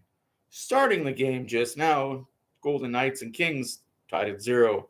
Senators beat the Bruins in a shootout. Hurricanes beat the Blackhawks 3-0. The Capitals beat the Rangers 4-0. The Islanders beat the Penguins 5-1. Stars beat the Predators 3-2. Wild beat the Jets 4-1. That's your out-of-town scoreboard.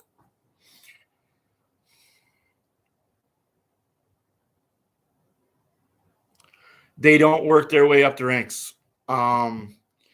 Reason being is there's 2 sets. Because me starting at a junior level, let's say I ref junior hockey, I have to then go apply to be an NHL ref, and it's different rules, completely different skating styles. So when I say piston position for reffing, that's what you're taught as a minor league ref, is to always be in a piston position. You're at the crease, tip of the corner, and behind the net, and it's basically one big triangle, and you're constantly just doing this in the corner when the puck is in play in that end of the zone.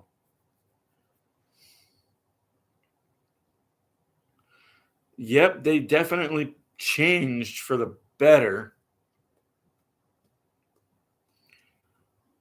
Marsham's been solid so far. Can't keep it up all game, can he? For our sake, let's hope not. No, and like I said, as a ref, I want consistency, and the NHL is very inconsistent. But it's not the only league that has bad officiating. The NFL is probably the worst. And unfortunately, it's just going to get worse now that gambling is so huge in all major sports. Nuts are cooked. What?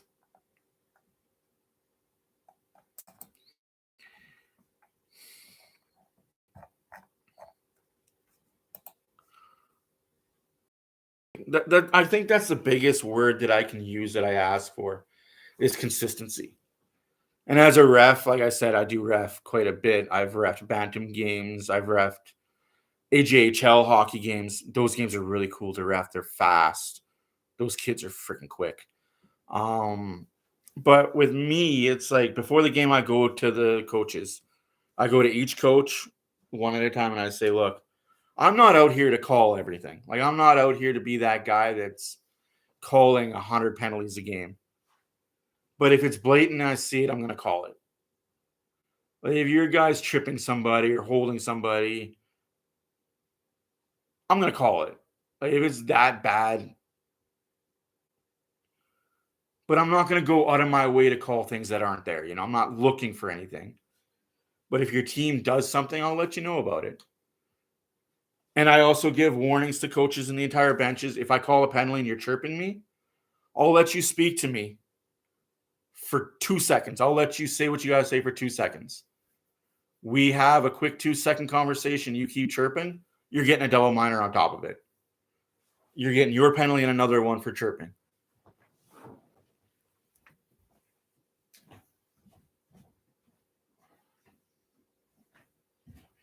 Ugh.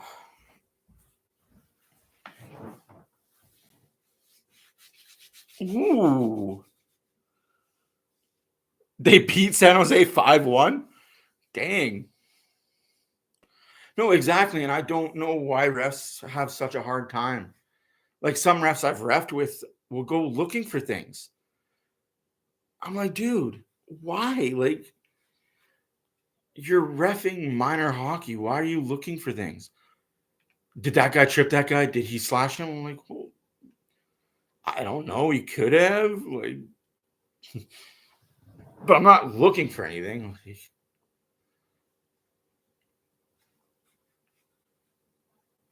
Oh, I hate that word. I completely hate even up calls or game management.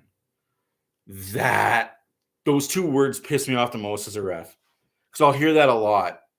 Oh, game management. Like, no, don't game manage. If it's a penalty in the first minute of the first period, it's a penalty in the last minute of the third period. Like, it doesn't matter when it's called. If it's a penalty, it's a penalty.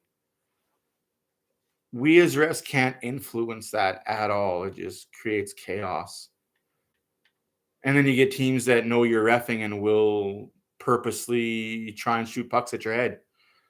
I've seen that a few times with a few refs I've reffed with, where a player would purposely turn around and take a ripper at his face. And then the ref would get mad. It's like, well, hasn't done it to me, so I don't know what you're talking about.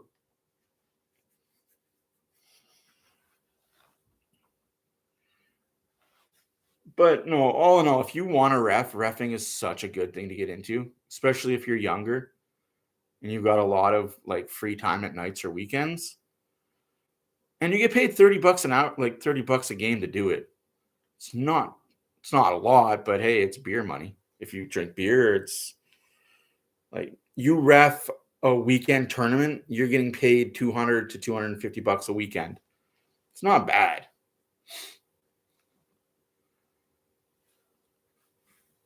Of course, depending on your situation where you live, it could be tax-free, or you could claim it as taxes at the end of the year as extra income.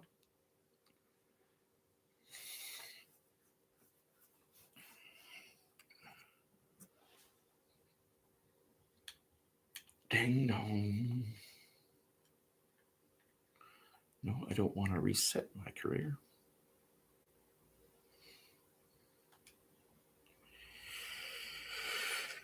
Oy.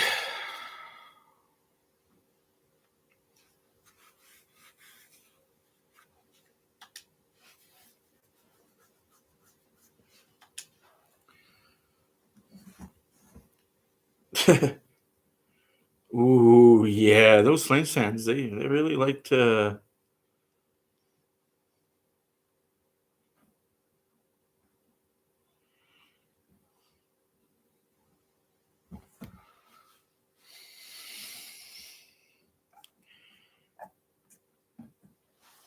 Oh.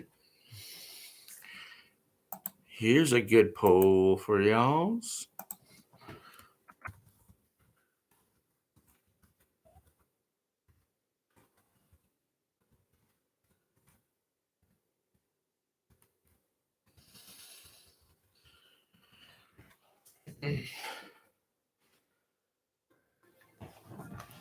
Flames Oilers.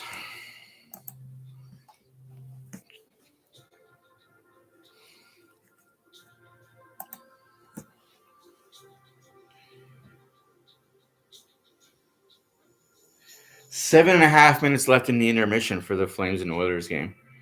Intermissions are 20 minutes long now. When did they? Oh my good lord! Didn't they used to only 15 minutes?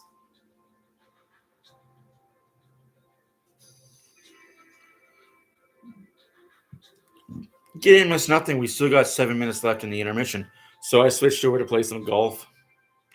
I'm doing a quick divot derby.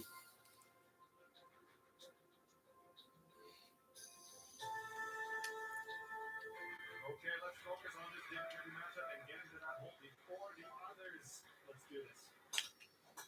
So, What a smash! eliminated on this hole. We'll see what happens.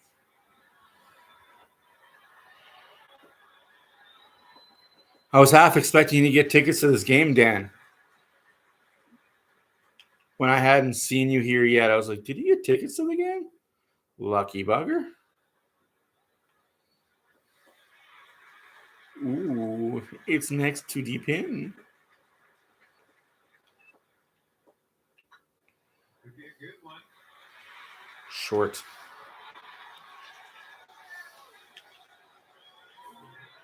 First one in. Ms. Hungry. That's good. Yes, I think golf. No, golf isn't crossplay.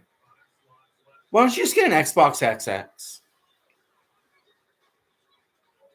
Save yourself the hassle. Now just 3 left. Sell your PlayStation for an Xbox. Trade up.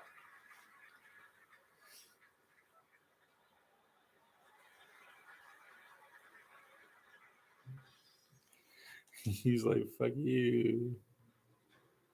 You have a good night, man. Thanks, Dan. Hopefully the Oilers beat the Flames in regulation because Flames don't need any more overtime points.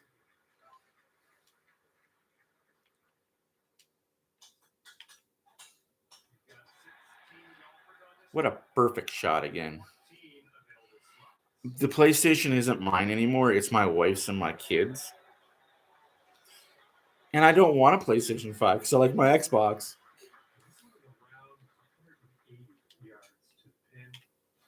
I like my entertainment system. Ooh. Oh, what a shot right next to the pin.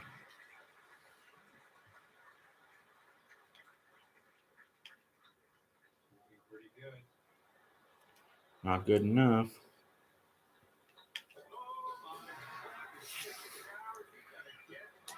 Jesus.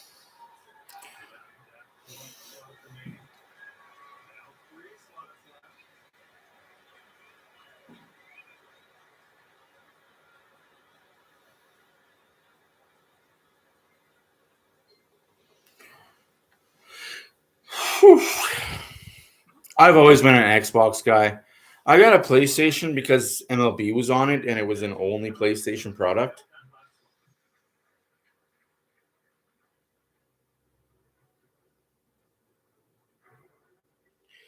Yeah, you don't like the big controllers because you got small hands? The big controllers are for the big hands. That's why my wife likes the PlayStation. She can't stand the Xbox controllers. They're too big for her hands.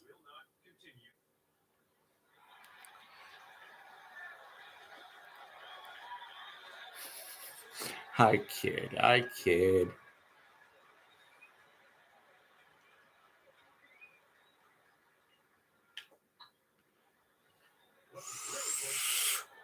It's in the cup.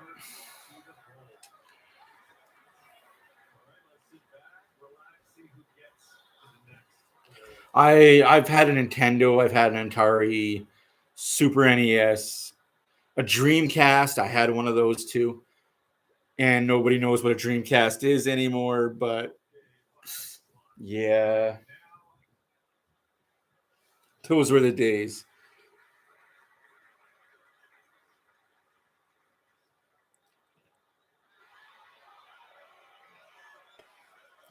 See, the problem with that though, Braden, yes, the Dreamcast was amazing. Is if you're that third guy in or you're the instigator, you automatically get a game misconduct. And you're automatically fined $5,000. Or if it's your second or third offense, you're suspended up to 12 games. That's why players don't jump in anymore, is it's because you're game misconduct, you're fined, and then you're suspended. So basically, the league allows you to be a goon and be an idiot, and there's no repercussions. That's why Sean Avery would have loved playing in this day and age of NHL, because you could do whatever you wanted to do on the ice and nobody would beat the hell out of you. No, it absolutely has. It's gone to more of a flashy, how many lacrosse goals can I score, instead of, oh, wait, I actually get punched in the mouth for skating through neutrals on my head down.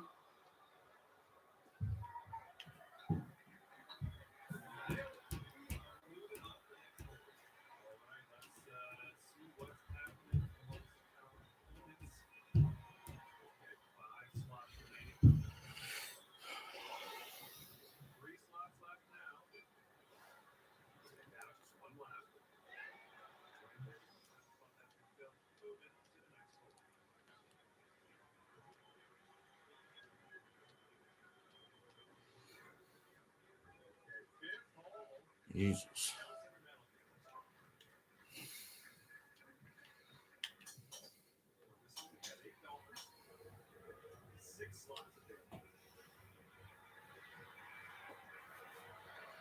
Six spots available.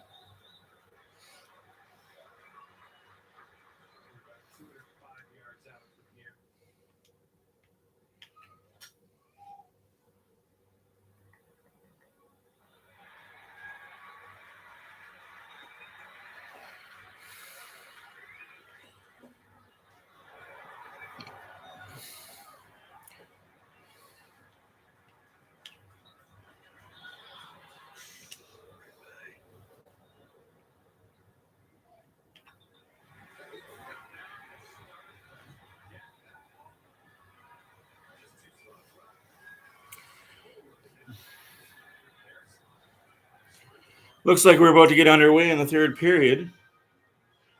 We just got to watch the Specsavers from Telus Flames Hockey.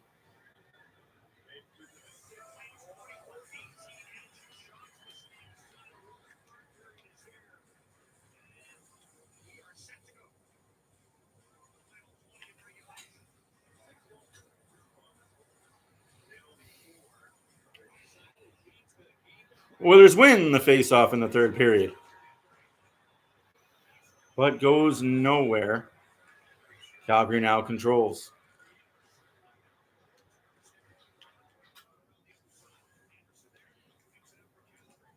Calgary deep in Oilers territory right now.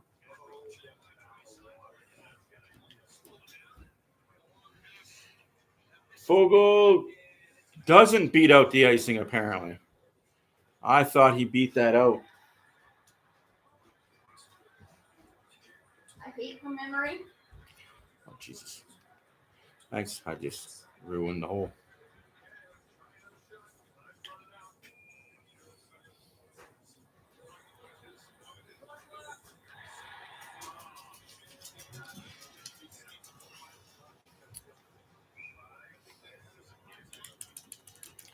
Saved by Skinner.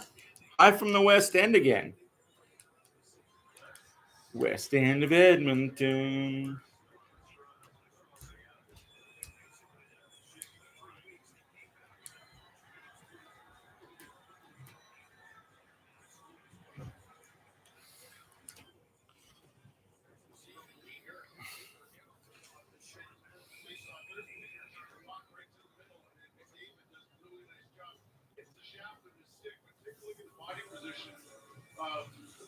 McDavid, he was right in that lane. 19:23 left in the third period. Shots are 24-18 for the Flames. We have a tie score.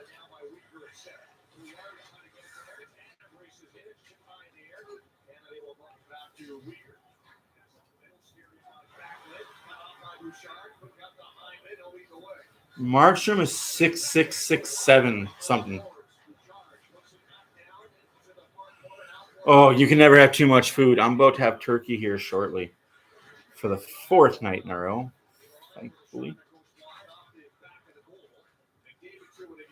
McDavid to Pugliarvi, who loses the puck like quickly. Here comes Mangiapane, loses the puck to Bouchard. Bouchard gives the puck to Neiman Linen. I love turkey. Like, I could have turkey 5 days a week.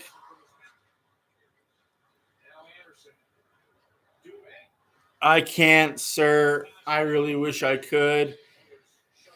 Because of copyright issues, I am not allowed to without violating said copyright issues.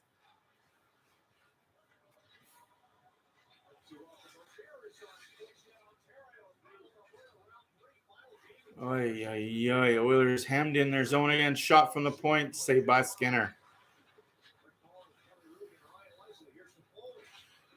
Shot save. Costin picks up the garbage. Sorry, bud. I really wish I could, but there are websites you can go to. I promise.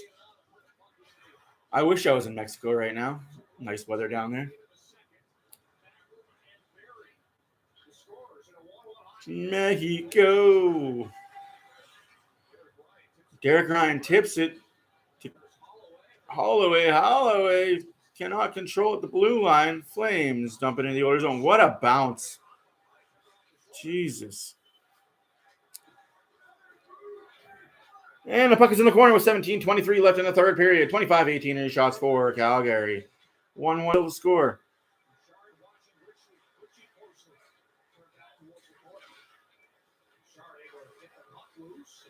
Yeah, there's no more excuses at all. This team needs to be more physical. Holloway with a chip and chase. Flames have an easy time getting out of the Oilers zone. Darnell Nurse goes for a skate behind the net. Leaves it for Draisaitl. Draisaitl loses the puck. Would have been better for Nurse to take that up. Draisaitl was ambushed right away. Shot. Fogo. We can't get the puck out. It's deep in the Oilers zone. In front. Fogle. Huberdeau's trying to play the Sutter physical game, but that's not your game, Huberdeau. That's never been your game. You've changed the way you play. You're not going to play. You're not going to win games like that. Play your skill game, and if Suter doesn't like it, then trade you.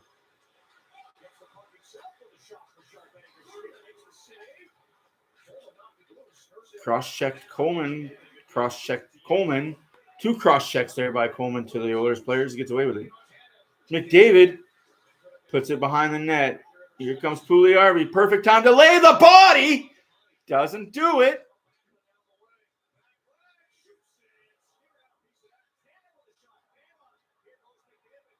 McDavid, 1-on-3, drops it.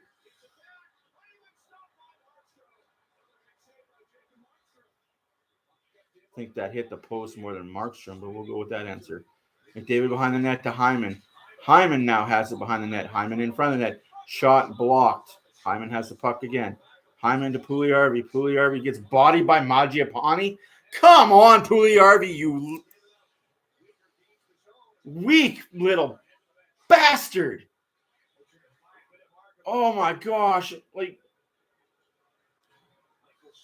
can we just seriously get a bag of pucks for this kid? We're not winning the trade ever, so let's just get a bag of pucks. Put it in the locker where Puljujarvi sat in memorandum of Puljujarvi. You can't bench him because who do you bring up for him? Hopkins takes the puck away from Dubé. Nugent Hopkins shot blocked. Again, he's got it. Shot saved by Hopkins. Markstrom is fighting it. Markstrom is fighting it. He's making saves, but he's fighting it. We can score 1. We can score 2. We can score 3.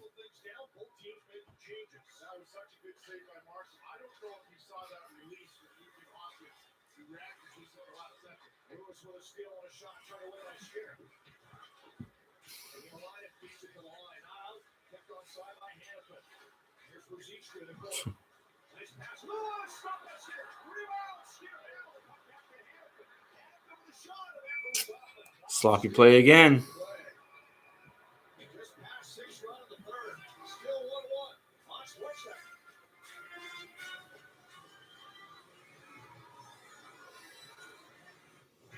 This period brought to you by Toyota RAV4. There's more out there to experience.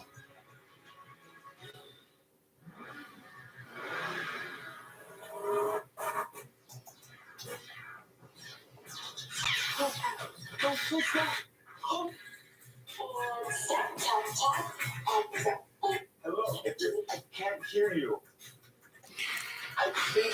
I don't think the Oilers are capable of intensity right now. They're missing their most intense guy, who will be back sooner than later.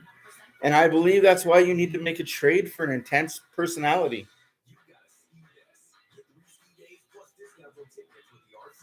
Honestly, make a trade for somebody that's got fortitude and balls.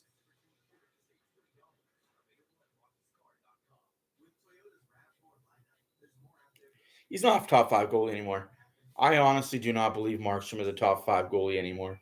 He had 2 really good years. But look at his past before that. And I'm very skeptical to say this. My top 5 goalies will always be Saros, Vasilevsky, because of how good he is, Carey Price for what he's fucking done for Montreal, even though he's not playing this year, Hollaback, and the other in the top 5, so hard to say. Like, there's really only 4 really good goalies that are consistent year in, year out. I don't call Markstrom. I've never called Markstrom a top 5. He's a product of the team he's had in front of him. He wasn't that good in Vancouver, and I laughed when Calgary signed him to that contract. The fact that you put Markstrom on that list is yeesh. Shesterkin's too young still, like now, I guess, but still not consistent. Like, put 3 or 4 years together. No, he hasn't. Elite goalies to me is you can win your team series. That's what elite is to me. You can win your team playoff series by yourself because they're not good in front of you. Like Luongo did for Vancouver. Like Mike Richter did for the Rangers for a few years. Yeah, sit down, you fuck. I hope you're down. He wasn't good in Vancouver. I don't understand how people say he was good in Vancouver.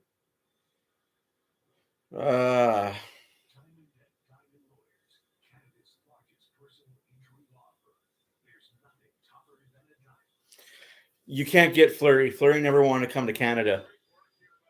The only team Fleury wanted to play for in Canada was Montreal, and they didn't have the cap space.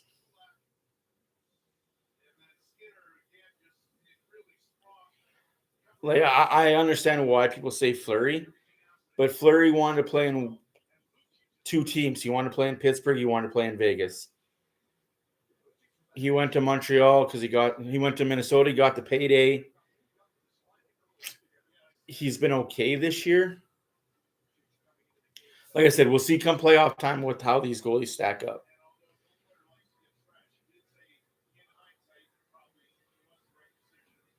2 for 8 for McDavid, 10 for 13 for Backlund on the faceoff. And McDavid's going to get tossed out. Nope, that would have been a toss out for McDavid. David's not doing well on the faceoff dot, folks, and that's kind of going to hurt. Hyman has a streaking nurse with him. Hyman goes through 1, goes through 2, tries to go through 3, gets bodied. There's Pugliarvi. I just see Pugliarvi, the child with his head down, skating up the ice. No. That's not a penalty, ref. Thank you.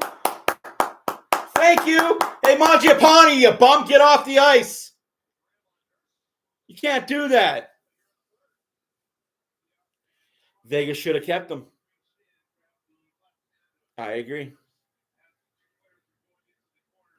What are you supposed to do? Not grab the guy's shoulder, you fucknut. God damn.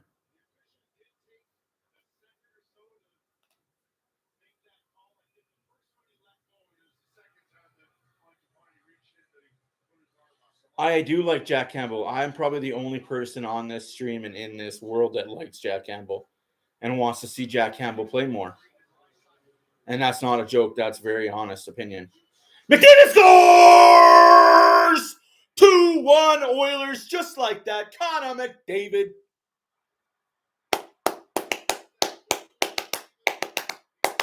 Hey, Mangiapane, sit down, you clown. Let's go, boys.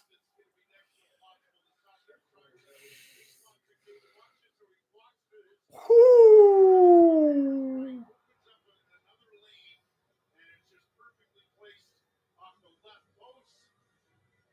McDavid does such a great job keeping that puck away from Lindholm, who's so good with that stick. Wow. Boy. Don't piss this guy off. He's going. 21-33 of shots for the Flames. 2-1 Edmonton. 12-32 into the third period. And keep chirping, Mangiapane. You're going to get a punch in the mouth by a nurse. That's what we need right now. We need a nurse to wake up and start being super physical.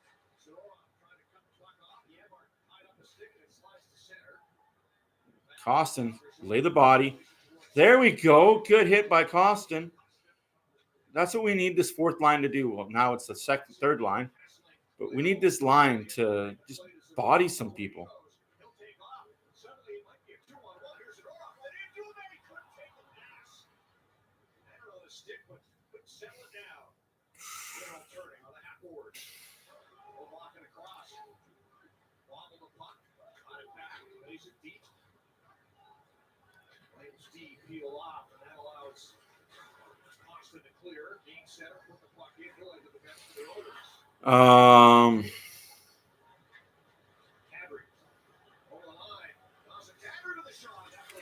I don't think his replacements will be back.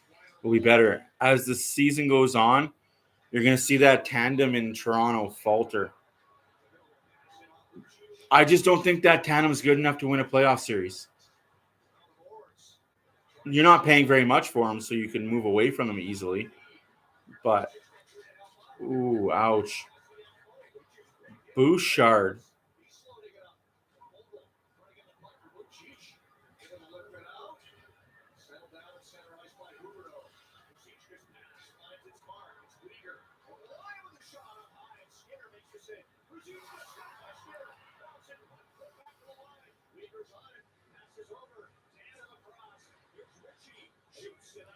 Flames now pressuring.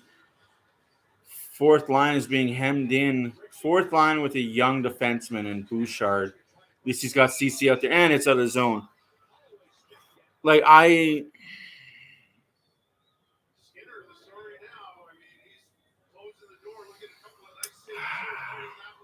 again, David, as I do watch a lot of Leaf games, because my wife, unfortunately, is a diehard Leaf fan. Bless her soul. We can't all cheer for good teams.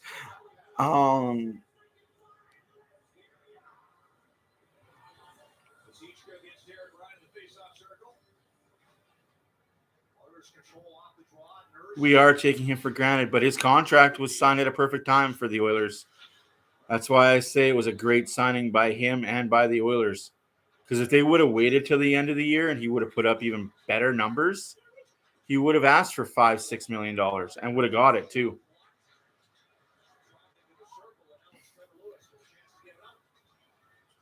I want to see more offer sheets. That's what I want to see.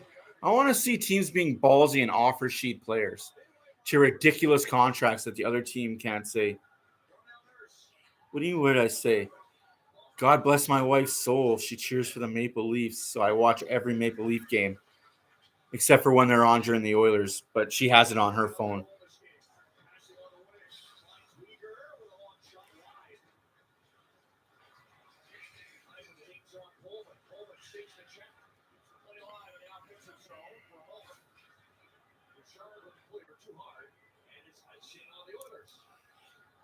Yeah, it's definitely the D, and it sucks that Campbell's getting the brunt of the harsh comments. I've said since day one, the Oilers defense plays two different styles. Yeah. No, I like the fact that you're honest about it. Like Leafs, without alienating and pissing everybody off, the Leafs play in one of the weakest divisions in the league.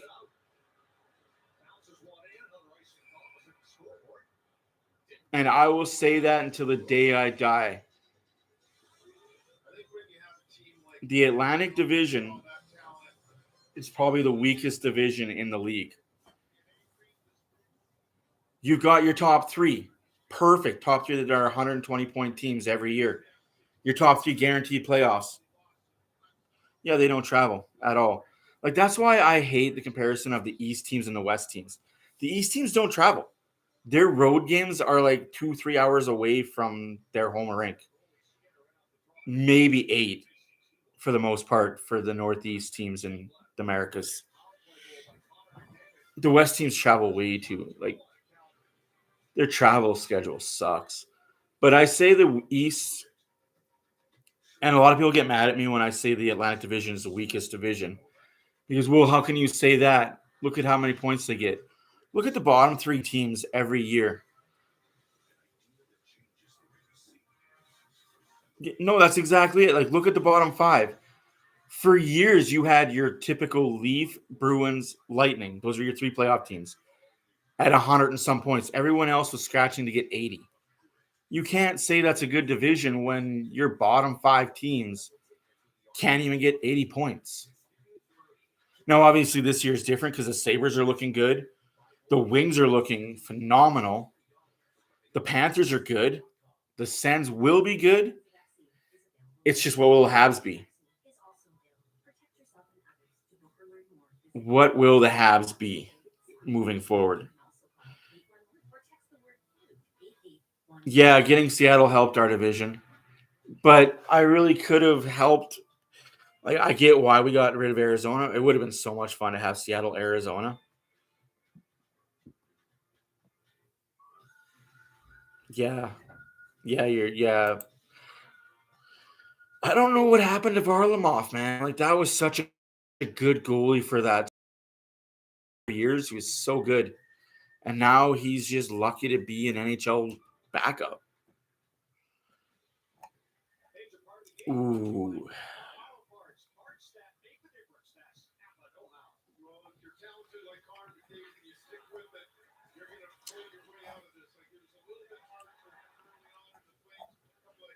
Calgary plays tomorrow against Seattle. Lucky Seattle gets a tired Calgary team.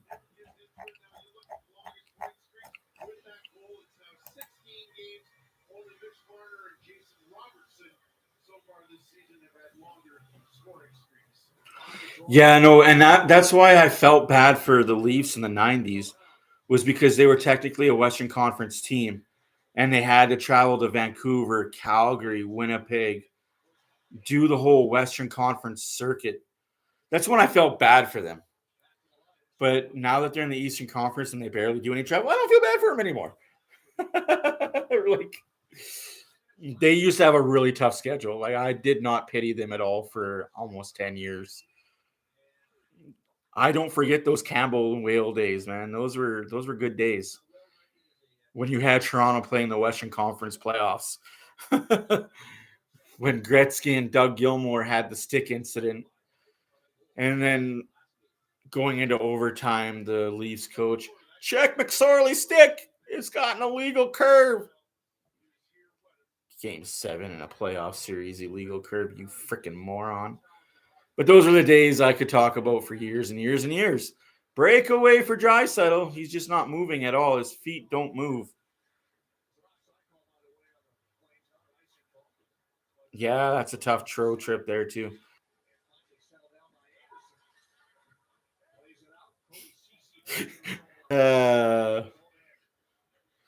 What's the theory for Kevin DP? I probably missed that. Montreal's going to sell the team to get you. Oh, man, don't say that. Montreal can't sell. Although Molson is losing a lot of money. I don't want these teams to sell, honestly. I like being Canadian-owned teams. Canadian owners owning Canadian teams. I like that. They're doing good, David. They're doing really well. I was just watching it. Honestly, the San Jose goaltending is terrible.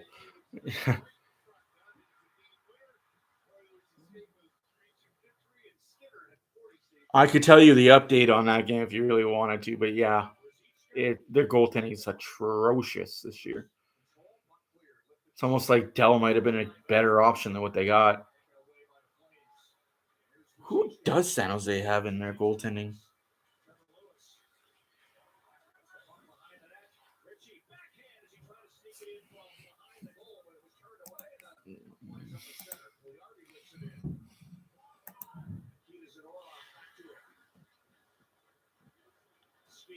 Ooh, that blows.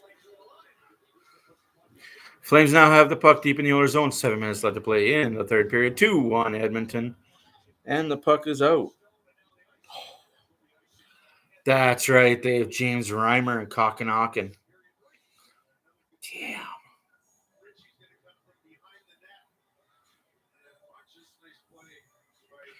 Damn. Yeah, buddy. I have like 5 different screens going on at the same time.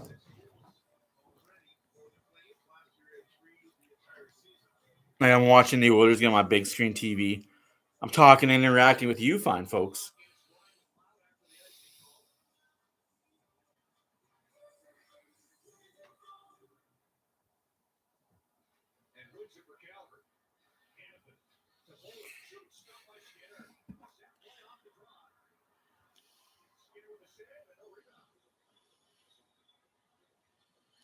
And on my lovely little phone device here, I watch hockey through my Sportsnet app.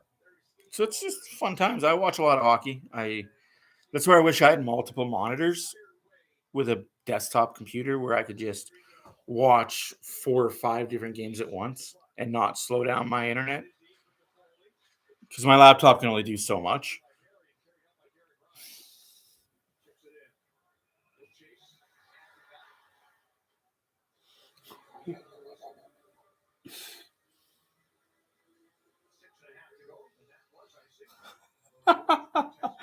Oh, damn. When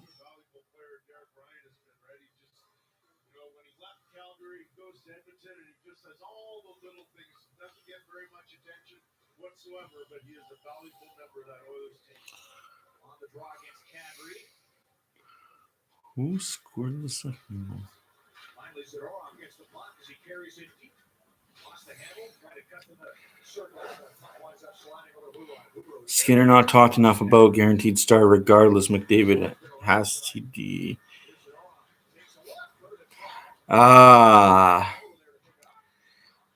Well, Barrie because it's 100. Skinner because it's Skinner and he has played well. He's played a really good game. And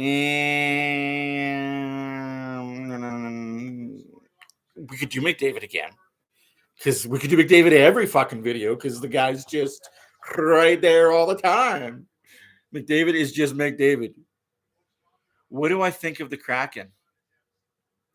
I think their schedule to start the year was super easy. I think once it gets harder, and I could do a video of Vegas, Kraken, and all the teams in the Pacific and who had a really easy schedule for the first half of the year. Like, that's why I don't understand the schedule makers this year. No, absolutely. Absolutely. That's why McDavid's going to be. So McDavid, Barrie, and Skinner. Perfect. All set to go. I honestly think Kraken are punching above their weight. And they'll falter and miss the playoffs. Or they'll be a wild card team. Like I said, I think the Oilers make it. The Kings make it. The Flames make it. Fortunately, I got to come to the realization that the Flames are just too good not to make the playoffs this year. As much as I don't want them to, I want them to eat crow and miss the playoffs, trading away their guy Kachuk. No, I don't think they're going to stay in the top 3. I think their schedule ahead is going to show everybody just how bad they really are. Oilers are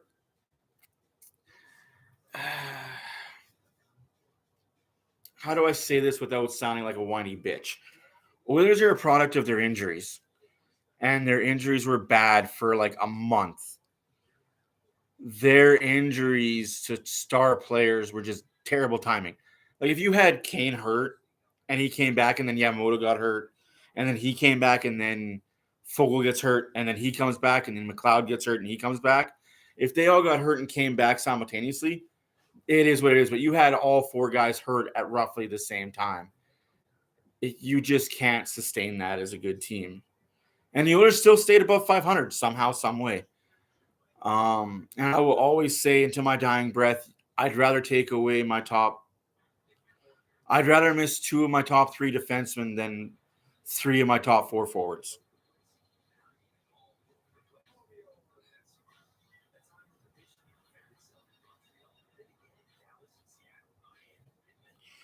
They have games in hand, but those games in hand disappear quickly in February. Like I said, I'm more than happy to have that conversation February 15th when the games are all evened up. I just think Vegas and Seattle have been byproducts of an easy schedule.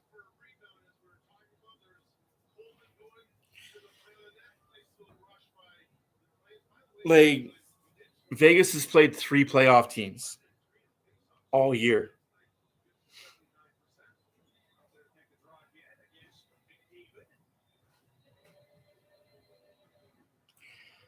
Again, Dave, if you look at who they've played and when they've played them, they haven't played anybody good.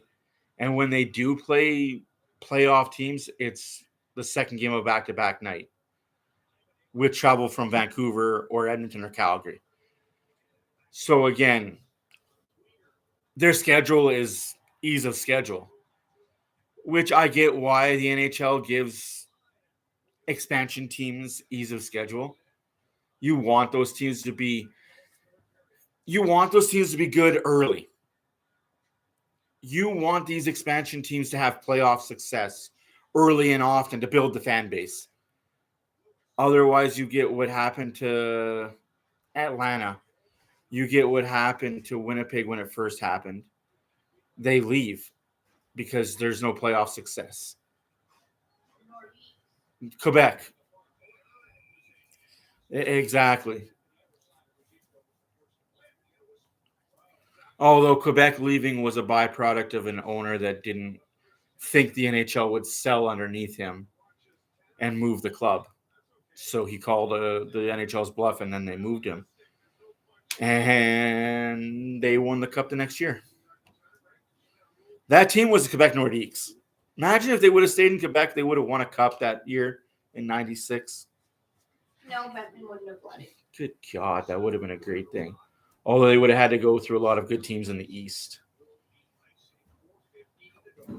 They can. The problem is TV rights. The market is huge in Quebec for a team to be there.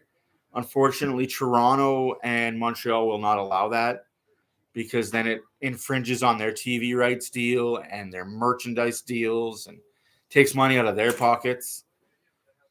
That's why you'll never see a team in Saskatchewan, because Saskatchewan right now is a province that puts a lot of money into Alberta and into Winnipeg.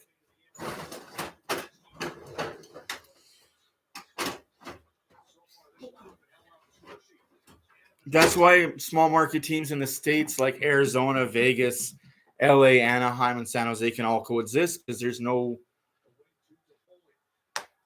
really interested full time in those teams. They're niche market teams.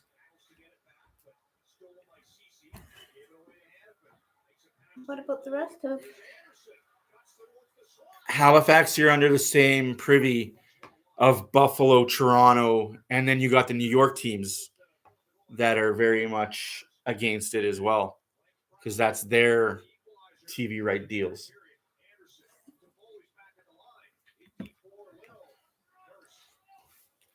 That's why the Islanders had to leave Barclays Center and go back to Nassau Coliseum. The Rangers didn't like it because they were losing percentages.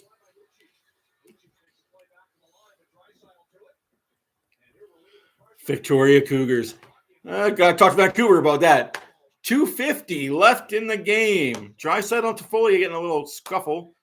Oilers 2, Flames 1. Shots are 43-22 for Calgary, but you saw this push coming. Oilers better push back or they could be in a world of hurt. Somebody hit him. Somebody hit somebody.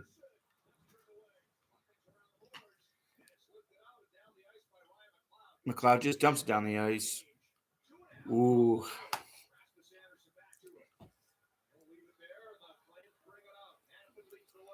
Like I said, it gets harder for the Kraken in January, February.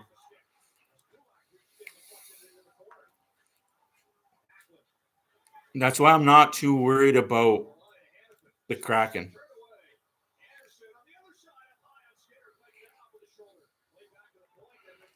Two minutes left to play in the third period. 2-1 Edmonton. I'm gonna agree to disagree with that. I think we give Campbell a shot, see what happens. That's just my honest opinion. Give Campbell a shot, see what happens. We don't know because we don't give him a shot.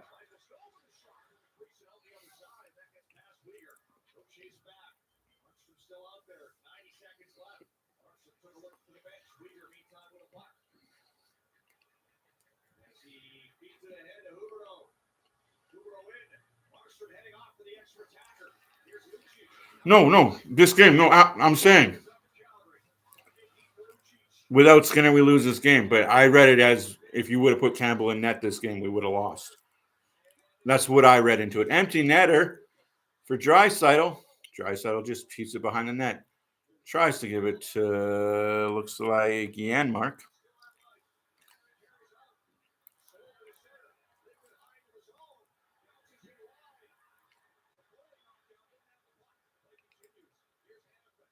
Oh, no.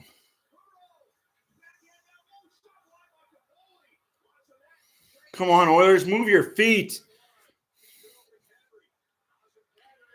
Kadri in the corner, 33 seconds left. Nurse! You got to get that puck out, Nurse, even if it's an icing. Skinner with the save there. Whistle, 21.3 seconds left. Empty net for Calgary. Shut up, Toffoli. You had the puck and you got knocked the fuck over.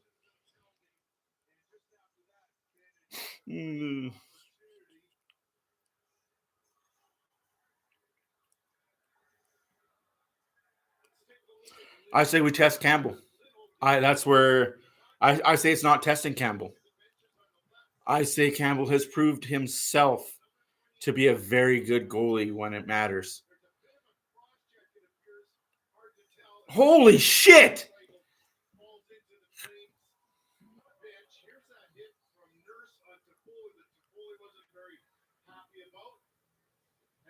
I don't think the kid's got... I think Campbell is better than people are giving him credit for. I've seen Campbell play really well in LA. Campbell is a throwback to Grant Fuhr. He'll let in a lot of goals, but he'll make that next save to keep your team in it. This is a good performance for sure. I'm very glad that Skinner's making these saves. I'm very happy for him because I was worried. Going into this game when I seen Skinner in net, I was worried.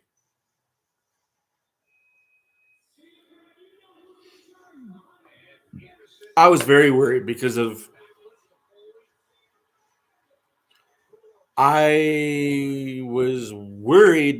his past performance before. No, you weren't, but I was because he wasn't playing well before the break. He was letting in a lot of weak goals, and but I'm glad I'm eating my words. I'm glad Skinner is making me eat some crow. It's good to be humble and good to be kind. I'm very proud and happy for this kid.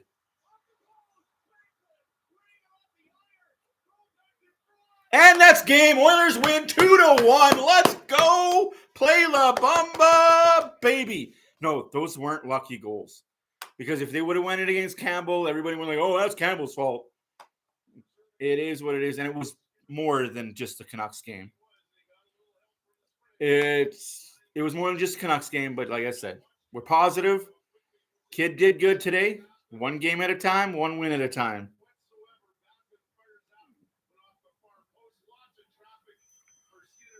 I praise Skinner well enough.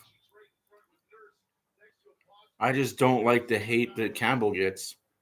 And nobody praises Campbell for what he does. But Skinner was great. He wasn't good. He was great. Team in front of him had a bend but not break mentality. Scary at times. Won't always work out this way. Oilers win. Oilers win. Next game is against Seattle.